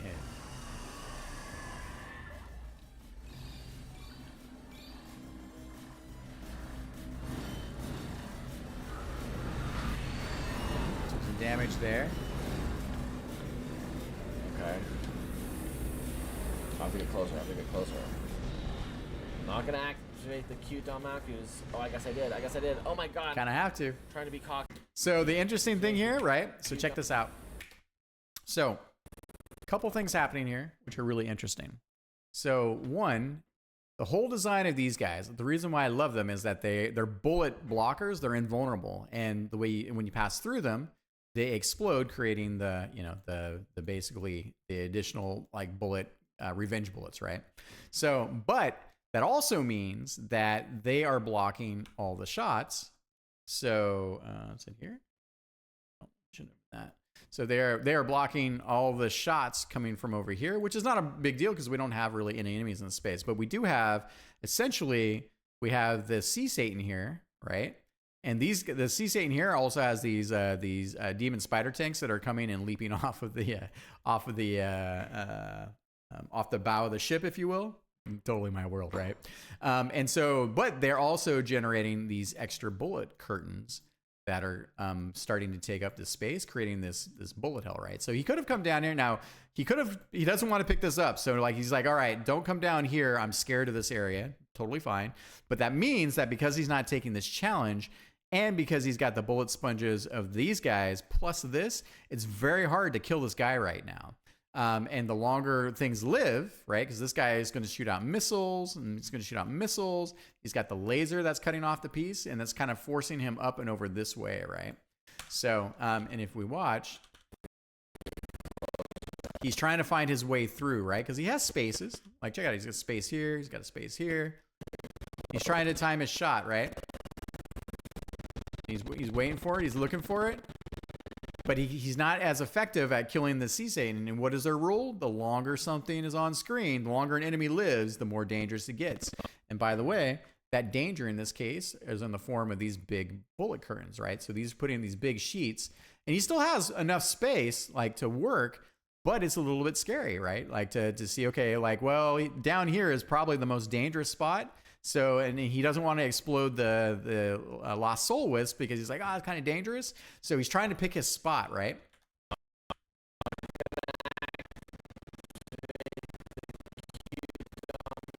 And he explodes it.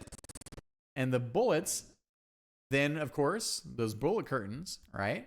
Now we have this, which is going to create extra pressure here in a second.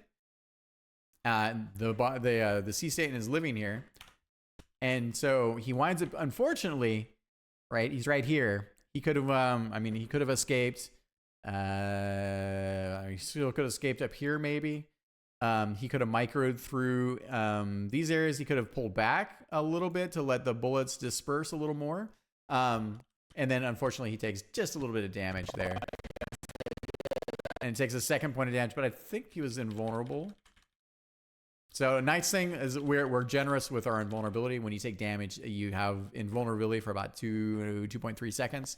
So that'll let him tank a second bullet here, no problem. Oh my god, I'm trying to be cocky. Can I do this? Ooh, I can do this. He's gonna try to finish it off. Nice. Got him. Repair. Mecha Ooh, demon that's choppers. a cool helicopter. Peace out. Oh, you're a boss. A little mini boss. He's just an enemy, but we do have a mini boss version of him, or Nice, it, in level dude. 2. Get these weapons up, dude. Weapons up.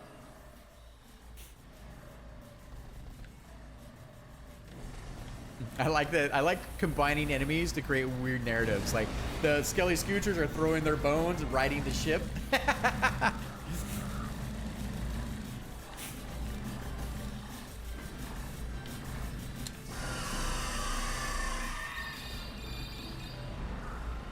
I had a dream about these guys too before I went to bed one night. I really want to have big enemies Got that you. section Danmaku birds. undead dragons, but okay. that basically corral your gameplay. Weapons up. I'm at maximum power. Maximum power. These guys are also they're so big in terms of health. I gave them a health bar. Boom.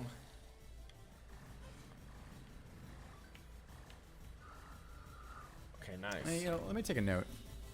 The boss. Let's see what you got. Undead Oh, dragon. yeah. Set up individual roar and Weapons up. just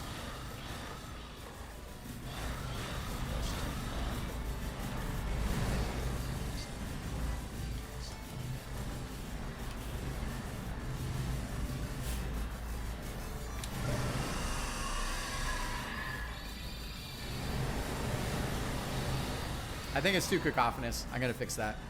I want to get repaired. Oh my god. How many hit points do I have? 5. I'm good. I have 4.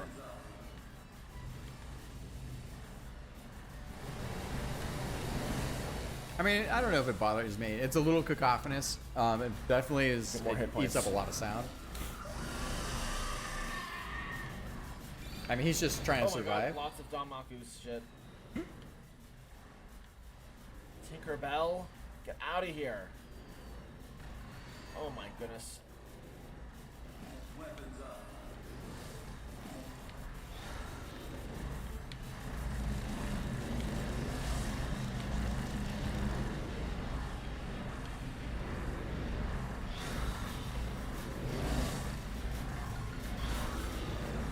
I can hear him. He's dialed. Miss Monster trophies. These ones are a little crazy. So nice. He's Okay, we're doing good. up point blanking him. Damn, this does feel really good to play. Aw, thanks, dude. Counting 4 hit points. Weapons up.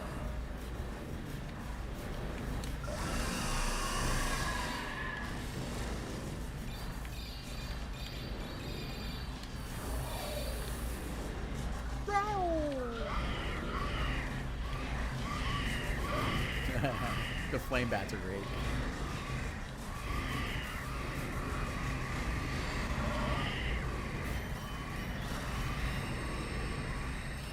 I can't wait until Astral Ripper. Uh-oh. I can't wait until I can do some ranges. Really do a nice range. Shit, Oh, dude. Oh my goodness. rub your head, Oh my pat your goodness, belly. it's undodgeable. Unless I do this. Well, stay in the pocket. Stay in the pocket. There you go. There you go. There you go. Ooh, nice music. Thanks, dude. Some really good music. Oh my goodness. Oh my goodness. I have 2 hit points. I have to back off, or else I'm gonna lose my power up. Oh, I lost my power up.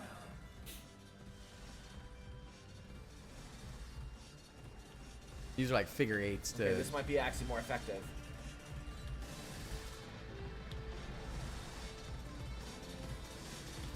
If you were using your bottom weapon, you'd be doing more damage.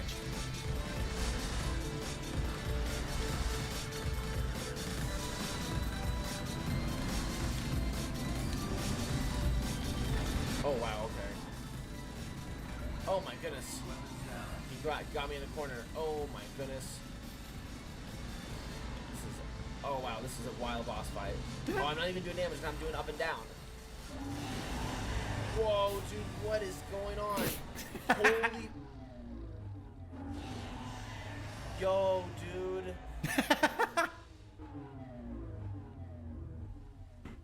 What was that? Am I in a new dimension? Whoa, dude, what the Oh, we got all frick Lokis. has happened? It's awesome. Did you guys see that? That's awesome. That's me being very That silly. guy had like control of the laws of physics, and then a portal appeared. That was pretty cool. I'm not quite sure what happened. I think I got he got teleported back to his own dimension or something, dude. Yeah, so he's Whoa. a basically an interdimensional okay. god being, kind of cosmic horror, if you will. That will be And he's remembered. ripped open the fabric of reality, and he's pushing his way into this world. Dr. Bosky just sent him Oh, it's away, so it raining? kind of snapped him together and Yeah, sent this him is back. like the second loop because I already played this level, but this is like, you know, the second loop version. Mm-hmm. This one's the Blood Rain Forest version. Yeah, so you're picking up on it. Maybe a suggestion if you wanted to make it more arcade friendly. I mean, this is where like custom strings in the intro. You could do like how Star Fox did it, Star Fox 1, where the second loop was just like another game mode in case you just want to do the challenge levels. I mean, that'd be hard to also do because that game Celeste has like challenge levels, but you have to like unlock them. Maybe with variables we can do more crazy stuff like that. So I think, let me take a look here. 1 second.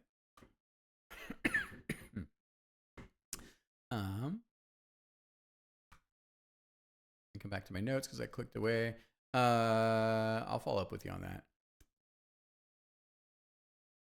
So let's see here. Are you? Let's see. Challenge mode. So basically, even though I'm calling them challenge levels, you know, like they're every level has its own boss. Like it's not just like a typical now play the same 4 levels with the same thing but just harder. But maybe you're saying that you would like to have just a let's see here, main arrange with the first 4 levels. Would this still lead to the credits, or only credits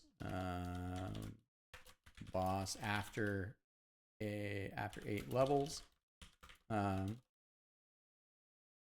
So I'll ask him about that, what he's thinking there. I don't know if he's trying to address like, oh, I only want to play from the first 4, or I want to play the challenge levels. In that case, on level select, you can just go down and start at level 5.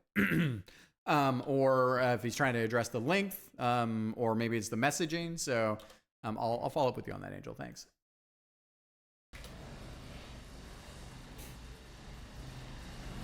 Weapons up. I love these dread musks. What is it? It's like blood rain? What is going on? Acid rain? It is Blood Rain.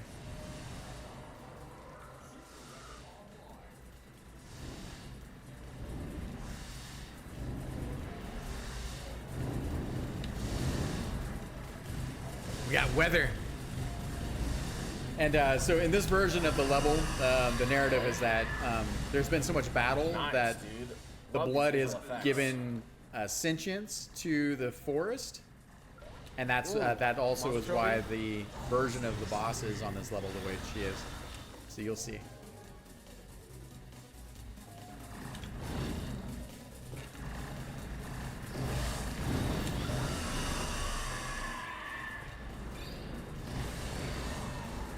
Oh my goodness, oh my goodness, where do I go? Where do I go? Where do I go? Where's my outs? Right up here. Oh man, I got hit way too many times. So Oh, that's not here. so check this out. Oh my god. Let's take a look at this. All right. So here we go.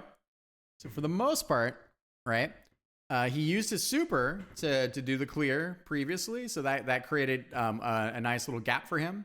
And then there's an enemy here, and there's going to be some enemies here. These are enemies are spawning in. So let's see what happens. What was his? So we got the demons here. So he's not in a terrible spot, right? But now he's got the pressure of these bullets, these bullet curtains coming from the back, right? And also from here. So that's creating a lot of pressure with where he's at. So very dangerous. Now he could have stayed in pocket and continued to just kill these guys, which he does a little bit here. He could have been up here perhaps a little bit more in the safe spot, and he could have used his power shot. His power shot is that laser, the seagull laser that goes front and back, and that would have gotten both those guys there. So let's see what happens. So unfortunately, he takes damage there. But he's still shooting here, which is great. And then it's a little scary. He stayed in pocket because these guys now have put a tremendous amount of pressure, basically carving up almost the entire screen, right? So, which is, this is hard to navigate through. Now, he does have some outs here. Like he probably should have moved, so he should have prioritized, I suspect, if I were him. Now, again, if he used his power shot underneath, he would have killed those guys, and that would have been less pressure here. But he has a couple outs here. He could have, after seeing these guys being dead here, because these guys are also starting to they're going to put down bullet pressure. He could have come up anywhere into this space. He's got some safe spots here. These are a little bit rougher here. But he does stay here. So here, he could have gone forward. So, because these guys are still coming, right? So he could have come forward through here and then up to like take care of these guys and then to loop himself back. And then that would have put him down here to then defeat these guys if he wanted. So that would have been an opportunity there. But it got hairy. So he's just pretty good. He does a pretty good job, like surviving. Look at this. He's in this pocket here. He's like, where do I go from here? So I think there were a couple of opportunities for him to escape out. He could have, again, this is a little bit scary because these bullet curtains then they also create a little extra craziness. But it's funny how one backward spawn with these guys creates so much pressure for the entire upper screen, meaning that the safe spot is actually back here now, right? So he needed to really find his way back out here if he wanted to reset, especially since he doesn't have a super in pocket. And then he kind of follows it up. You can tell that it's just kind of chaos right now. But then he kind of finds the safe spot back here. Way too many times. Oh, what was that? Oh, that's.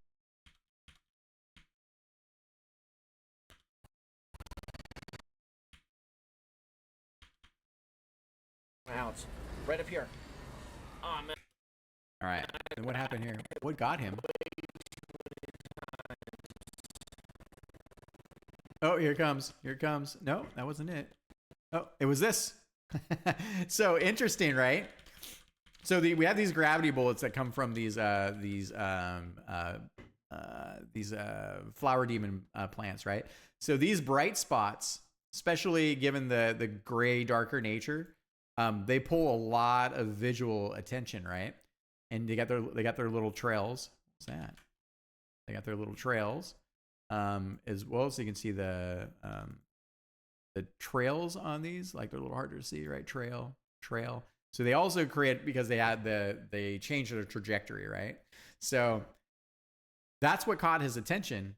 Meantime, you have these big, lumbering, slow orbs, these cosmic orbs. And so he's like, oh, dodges that, and then clonk right there. Oh, that's not. Okay, I got it. So as a designer, right, when you watch people play, it's really interesting to think about and just see through iteration where are the safe spots? What happens if you're on top of all your spawns and you're killing enemies because you got heavy memorization? That's not my favorite style of gameplay, but that's also a case where if that happens, what happens to the game flow, right? When things go crazy and they start to snowball the player, what are the player's outs? If you have a super in pocket, it's always the case, but I don't always want you to have a place where I don't design any encounters to force the need to have a super. Now, I do design encounters that greatly encourage a super, lots of enemies and things like that, but they're not that. Never do I do any tricksy shit where you have to use a super and then to go through them, right? So, and you want to think about it's again this dance, how do everything unfolds, and because players are going to be in different spots in the world, they're going to be at different weapon sets, they're going to be at different skill levels, they're going to be at different difficulty levels in terms of challenge, and you want to rigorously test through each of those scenarios. You're always looking for cases where was it unfair? Could someone actually get out of there? What were the amount of opportunities for them to escape that particular scenario? Because if players don't inherently feel like they could escape, that the game was fair, that there was a way out, that they could have been a master of their destiny, then it just winds up feeling cheap, and that creates frustration, and that isn't really fun. So, Oh my goodness. I don't know if I can get that. Weapons up. Oh, wow. So hard to avoid.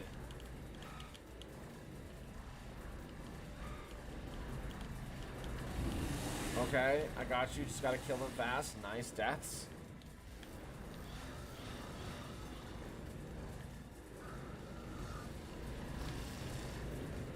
I like that guy's running backwards. Yeah, nice, dude. Nice. Also, this level, a nice little piece of candy is the weather clears up towards the end. Very nice. Dude, they found they're coming through portals. Yes, they are. You got ops from other dimensions? Dude, this is what did you're like Doctor Strange. You're like pissing like everyone off. But they're all demons, so it makes sense. Because you're a hero. I'm assuming you're a good guy. You are a good guy. There is power corrupts narrative, of course. I got health bonus. That's why I got a shield. I don't want to lose my super though. 3 points in the Coming bank. through other dimensions? I don't think so.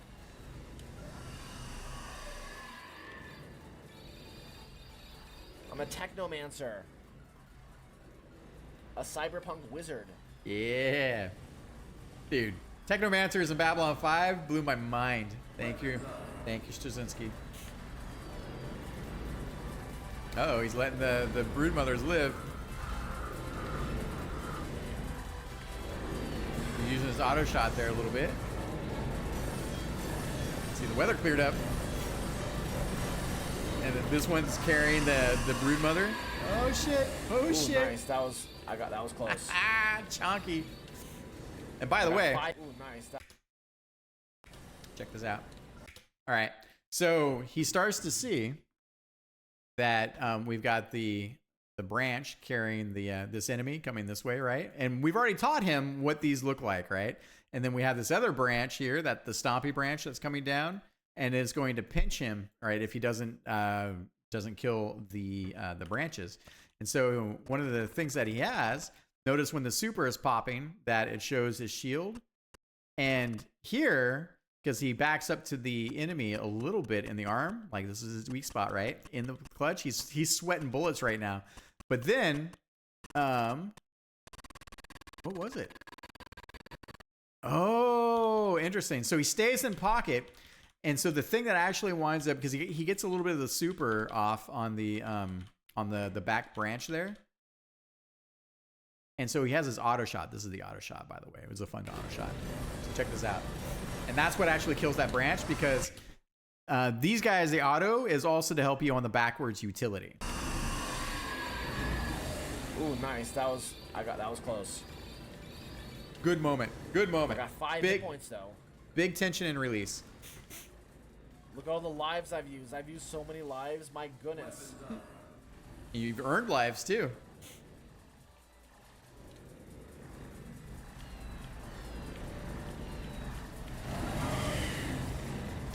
Combining the enemies is really fun. It's so silly. I'm a giant child. These are basically, this is my toy box. Welcome to my toy box.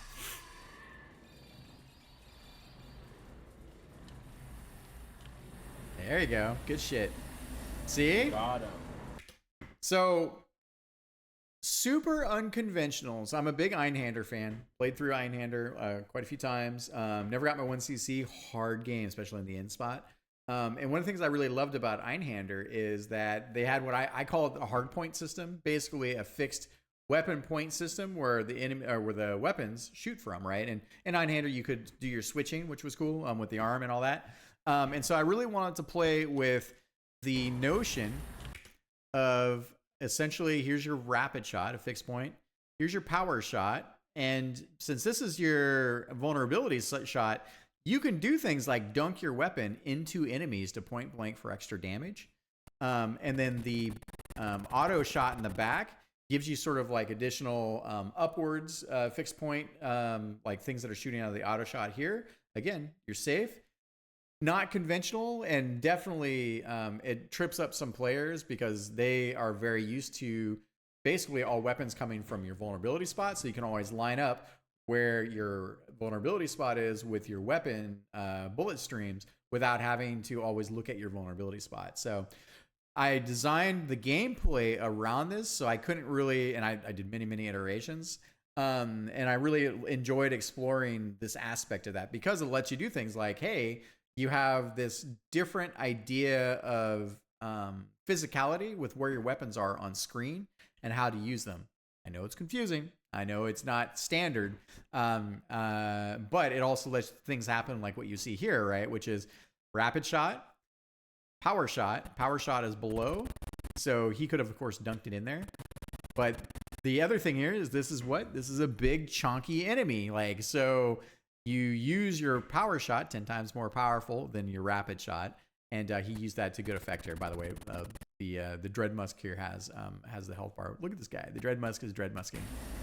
And so he naturally thought about that gameplay space and switched. And that's the core game loop of the weapon system in the game that I was going for. Something's coming up. I hear a demon or something. That thing he's hearing, that's the pacifist mode. That's an angry monk chant. Trying to just give more reasons for players to understand that is that it is a power up, but it's not just a grab a power up thing.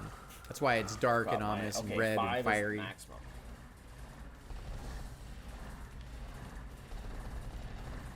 See, he could have been dunking on this thing with his power shot. And look, he's still very much just learning core loop of the game. If you're gonna do hit points, I see that you already have an icon floating by there. Could you maybe like fake like 5 out of 5 so I know 5 is the maximum? All you would have to do is just put a slash in the same font next to it, and then next to it a 5. That other 5 string will never even change. I mean, I know it's not going to be a string. It's probably going to be like. Well, I guess you can probably put the text that low. Yep. And you just have it be there forever. A string. That would be a cool way of like. I don't know if that's going to clutter up your UI like. Yeah, it's down. It's tucked in the corner. But so then I would just really know like, oh, it's 5 out of 5. Yeah. Okay. Good idea. Done. I can do that. Get out of here. See? That's why you play test.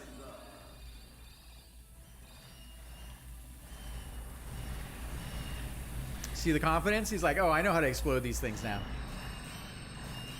And so with the sentience of the forest, the Brontress was born.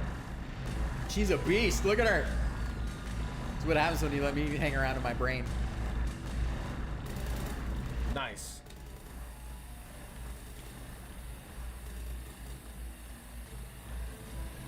Ooh, it's good boss music. This reminds me. There's a different boss that had this. I did. The game's got 53 minutes of music. Oh wow, that was crazy, dude. I didn't know how to get out of that. Let's run it back, shall we? So yeah, the game has 53 minutes of music, and unfortunately, or fortunately, I stopped torturing Chris with new tracks. It's a full album's worth of music, and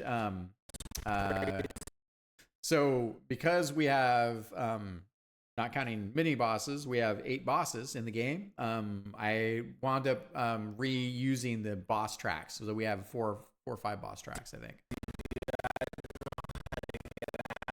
All right, let's take a look. All right, so here he is. So the interesting thing here, right, is that so he wove himself back in here, which is great. He's getting pushed back by the massive bullets. The spiders are starting to create a lot more noise. His out would have been down here, or would have been down here, probably a little bit safer to go through. But instead, he wound up retreating to the corner because there was more space here. Unfortunately, I wish we had the ability to push up the UI when the player's at the top of the screen. Maybe one day. Now, technically, even here, and he wouldn't have known this because this is Dan Maku, but I think he could have still maybe scooched right through there. But, yeah. Oh, wow. That was crazy, dude. I didn't know how to get out of that.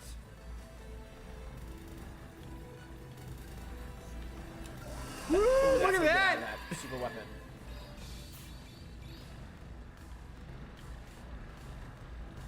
Hang on, 1 second. Okay. All right. That's how you get out of that. Super weapon. Watch this. Check this out. He's in the pocket, scooches back, and up and out, and winds up blasting with the super weapon. Oh, that's so good. One more time. Yeah. Let me make a clip out of that.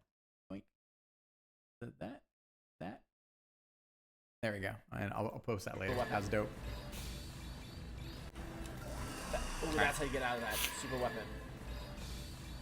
You were already technically out of it, but hey, whatever.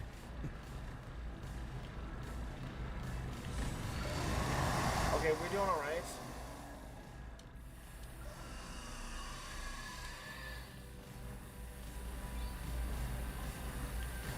Oh my god.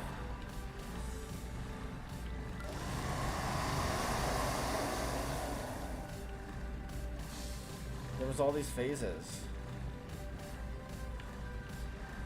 She's not feeling so good.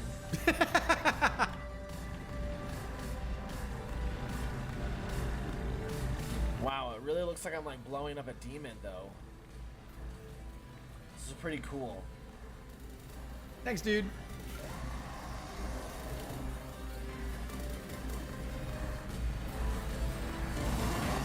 Whoa! Holy Medola! we tried. We're going over the top. We're beefing it That up. was actually pretty exciting. Spectacle. Yeah, See, exactly. get it. Spectacle as a game mechanics. I got all the Lokis at least. Probably still a C rank. And a high score. Yeah, I gotta retune the scores. Damn, that's crazy. We still freaking programmed this. Starting to get to the end. I can hear the. It's a lot to ask for players. This is a long shooter, dude. Mm-hmm. Gradius 5 link. But like now that I realize this is the second loop, it's actually not so long. That like makes it way more sense. Maybe you should. I mean, this would totally switch up your game. Maybe it should end. It should say like the end, and then like press this to do the challenge loop or something like that.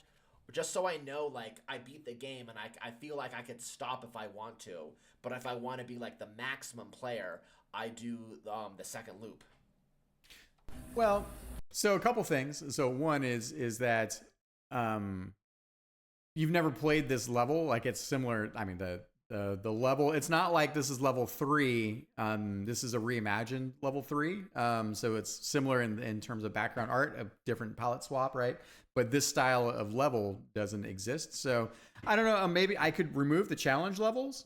Maybe just remove the challenge level name. That might be a thing too. I'll talk to you about it on the side and we'll see what's up. Again, I think it's worth talking about. Remove challenge.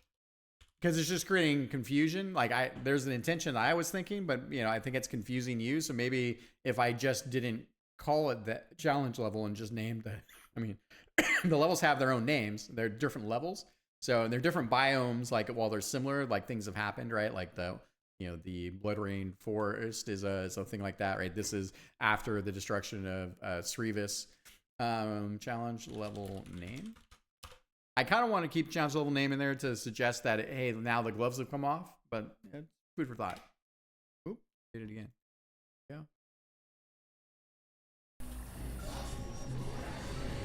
That would give it more accessible, so like I don't have, because like your game is twice as long, I guess, essentially, if these are challenge levels. If every, like, that's what I'm doing. Unless I just don't understand and this is just like you just have 9 levels. I just have 9 levels, but I think it's we'll talk about it. Okay, we got this. Loki's. Oh, I thought you loved me. I have to touch him. Gotta touch him. Not bad, not bad. Oh my god, how do I get out of this? Oh my god, how do I get out of this? You had to get ahead of it. You're pushed around by it.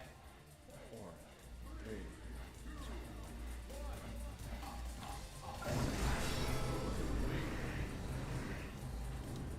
Oh my god, this is an early weapon. This is like a... I think I died.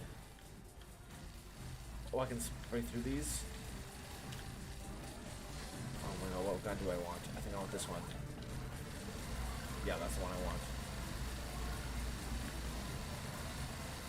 Super. Oh, I didn't change supers. I thought about it.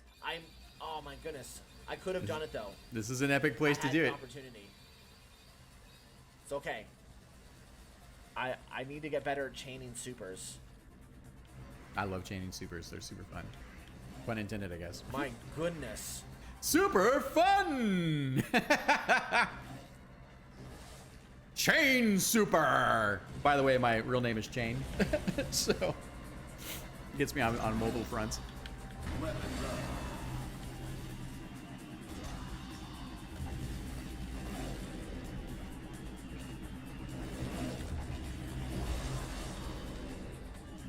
He's taking... Oh, he's gonna go up.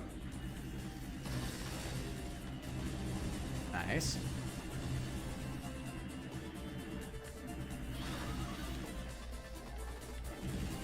What a treat. What a treat. All that health.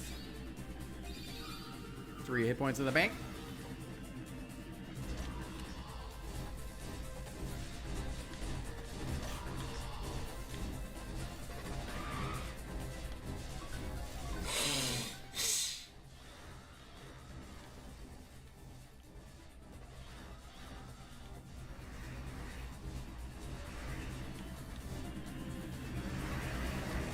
Nice. Nice. You're doing good. He had the pressure, but stayed with it. No problem. Let's try these big weapons. See, it's starting to settle in. Fascinating. Oh, we don't want her in here at all, dude. Get her out of here. Super weapon.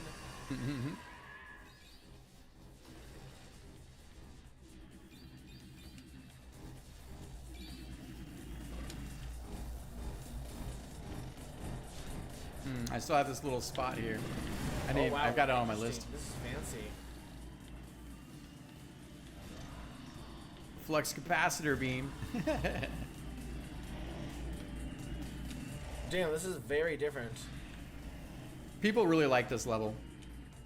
I could build a whole game based on this level style design. I think people would really like that.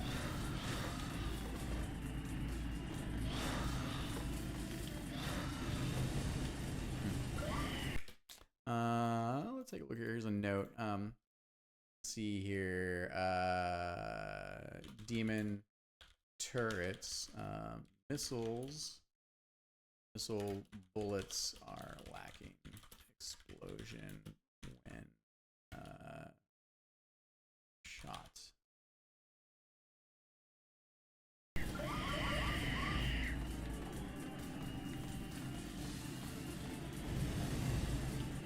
This is very adventure game feel. Weapons up. Uh-oh. He gets the hell out of dodge.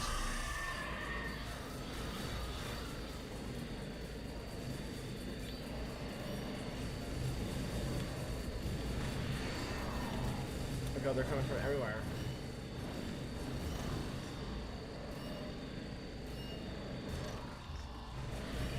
I'm hungry. I need some lunch.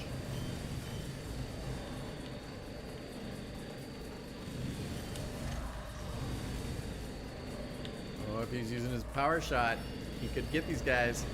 Ooh, nice, dude. Good scooch. Oh, he lost his secret.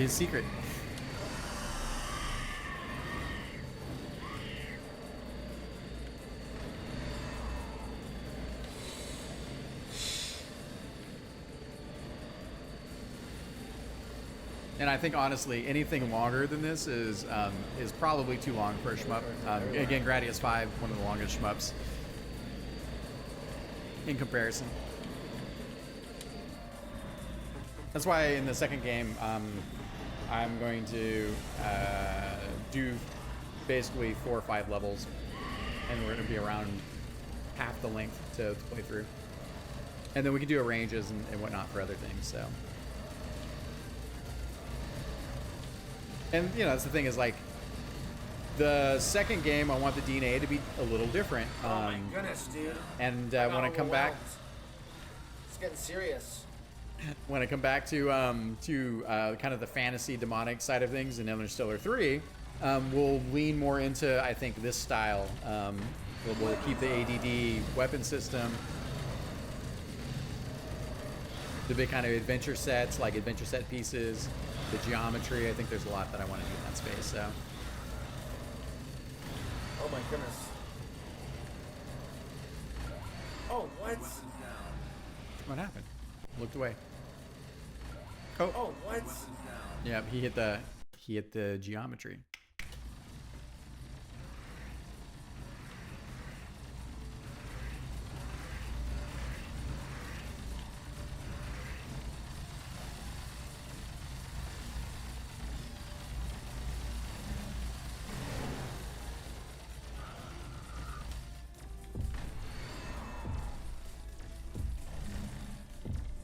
Love the rumble on this thing. The deep bass sound. Oh, it's so good.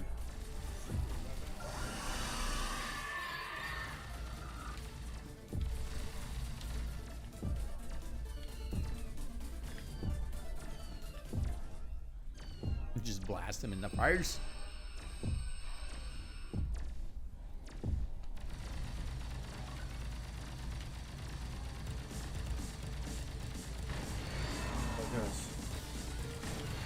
You don't want to get closer.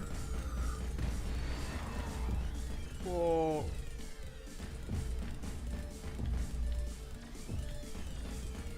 Ooh, he's trying. Jeez. Oh my god. Oh my god. Oh my goodness, dude.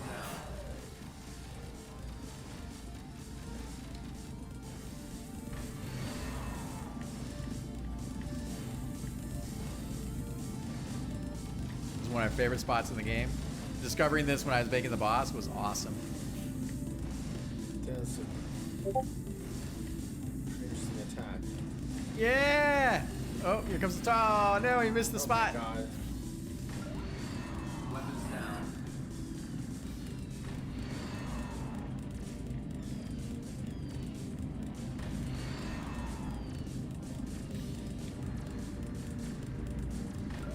Oh, so close. Down.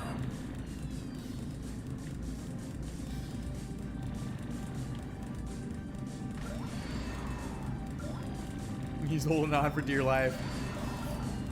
Jeez. Oh my god. This is Weapons down. absolutely crazy.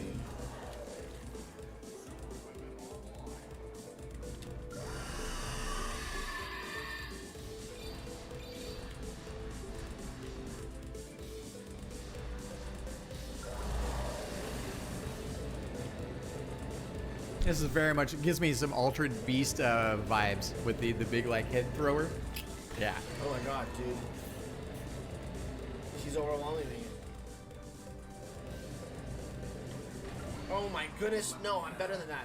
10 lives? Wow. Okay, we only got 10 lives.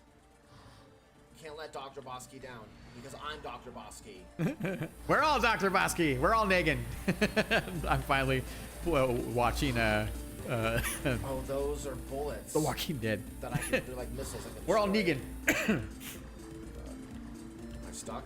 Nope. Okay, I just gotta. It's like Elden Ring. I just gotta wait for your attack moment. Yep. Oh my god, he Dom Monk with me. Oh my goodness. Oh my goodness, dude. Jeez, so many freaking bullets. Weapons down.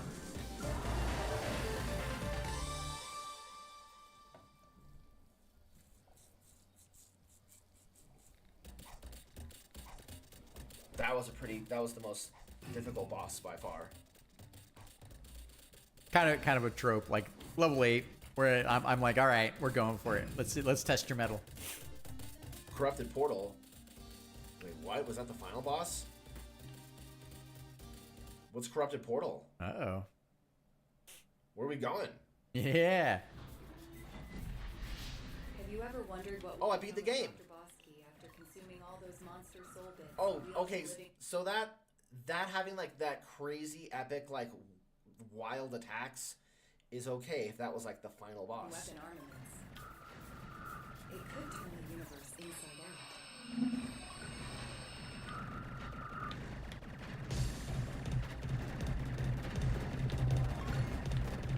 Weapons up. All right, we have to fight myself. The Dr. Posby spaceship. Hey, I just saw Angel. Yeah, that's you, buddy. Oh my gods. I'm not gonna die in the credits. Oh my god, super laser.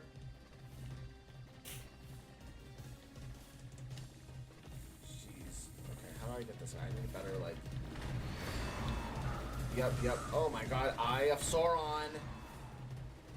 Takes a village, my friends.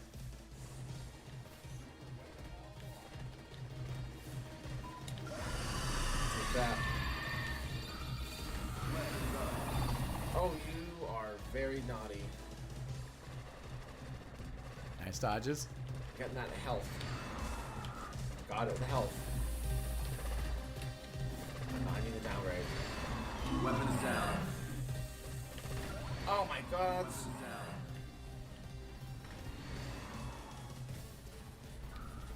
down. Ooh, buddy.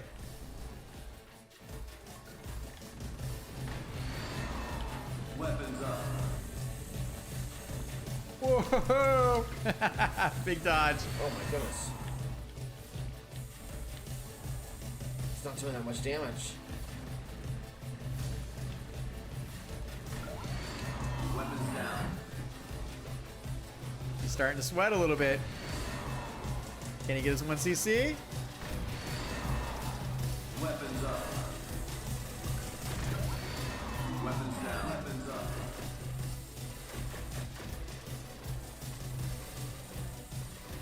God, he's really... Damn, I don't do more damage when I'm close up. Weapons down. That's it. He's going for it. He's like, let me just get on top. We're just gonna get in close and The bum rush. fucking beat your ass.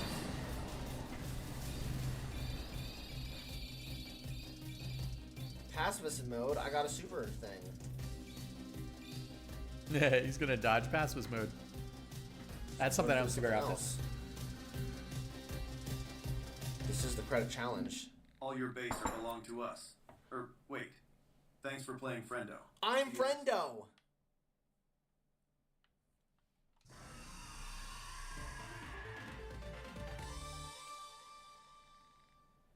Shoot to continue? Did I just beat the game on casual? 1cc. There I am. That was your first 1cc. I'm in the astral plane, flying through space with my spacesuit. Ending 1. You came and you saw the heights. Wait, there's multiple endings? How do you get multiple endings? Probably from getting different ranks. Gotta get good, as they say. Ooh.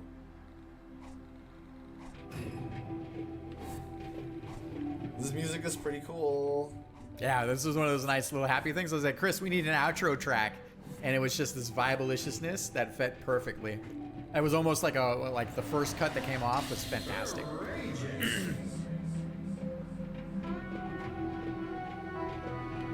Nice. Slam the cosmic door.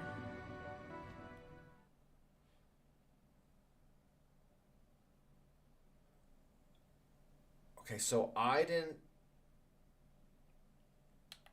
Oh, wait, no.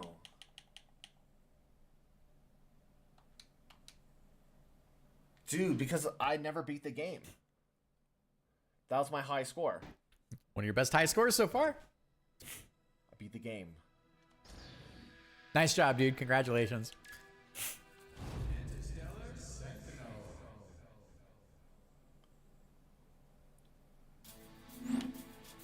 Shoot this communication dialogue to start difficulty selection. Okay. No shame in knocking the rust off. He just goes right back in. Let's see what he's gonna do. I think maybe he checks out the new modes. I beat the game. 5-minute caravan. I don't really like caravan. Okay. I've done that before. Weapons room. Okay, so wait. There's level 1, level 2, 3, 4.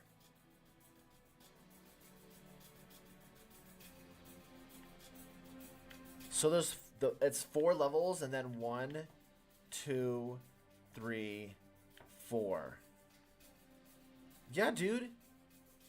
It's a 4-level shmup with a second loop. That's what's going on. Very nice. Very, very nice, I will say. Oh, you start with 3 hit points, but you have a maximum of 5? Interesting. Mm-hmm. See, I still think I want like a 3 out of 5 hit points. That might be kind of cool. We'll see. Yeah, it's easy enough for me to put in. I can do that change in, I don't know, 10 minutes. Okay. I actually want to go sound. Ooh, loud. Now you already know the sound is good.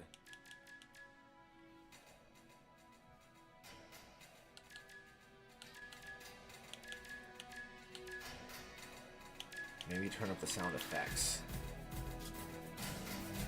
Yeah. The audio that comes out of the engine is really hot. Just gonna go It's with really default super controls. loud. Oh, okay, we looped. All right. Holy shit, that was pretty good. What an early afternoon treat that was. And dude, Angel, Social Kid, thank you so much. I've got a laundry list of things I'm going to make little additions to the game for.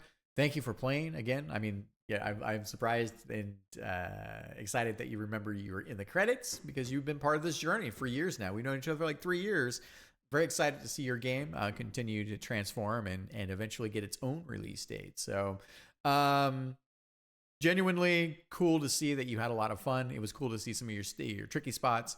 And also just to see, like, again, by probably over the course of the last 3 years, you're probably around 6 to 8 hours, something like that. So I think it's really cool to see the evolution of what you know about the game as you've kind of experienced it over time. Again, you played versions of the game that don't even exist anymore, right? Like with the ship version and whatnot. So anyways, quick shout outs to the community, SHMUP creator, devs, Sunny 2000, SHMUP creator community, SHMUP junkie, STG, right? Like we're all in this together. And, I really appreciate and deeply care about the fact that we get to make games. Making games is easier than it's ever been, but it doesn't necessarily mean it's easy. And it's now in the hands of, a lot of the indie developers, independent creators to take the genre forward and to dream their shmup dreams, and I think that's huge. And, I hope that this video, as people, if anyone spends time with it, I'll put up in Shmup Dev, right? Finds it valuable, feel free to get into the conversation, feel free to reach out. And, we're all in this together, and it takes a village, you can't get anything done without people, Anyways, lots of fun. Thank you. And I'll talk to you soon.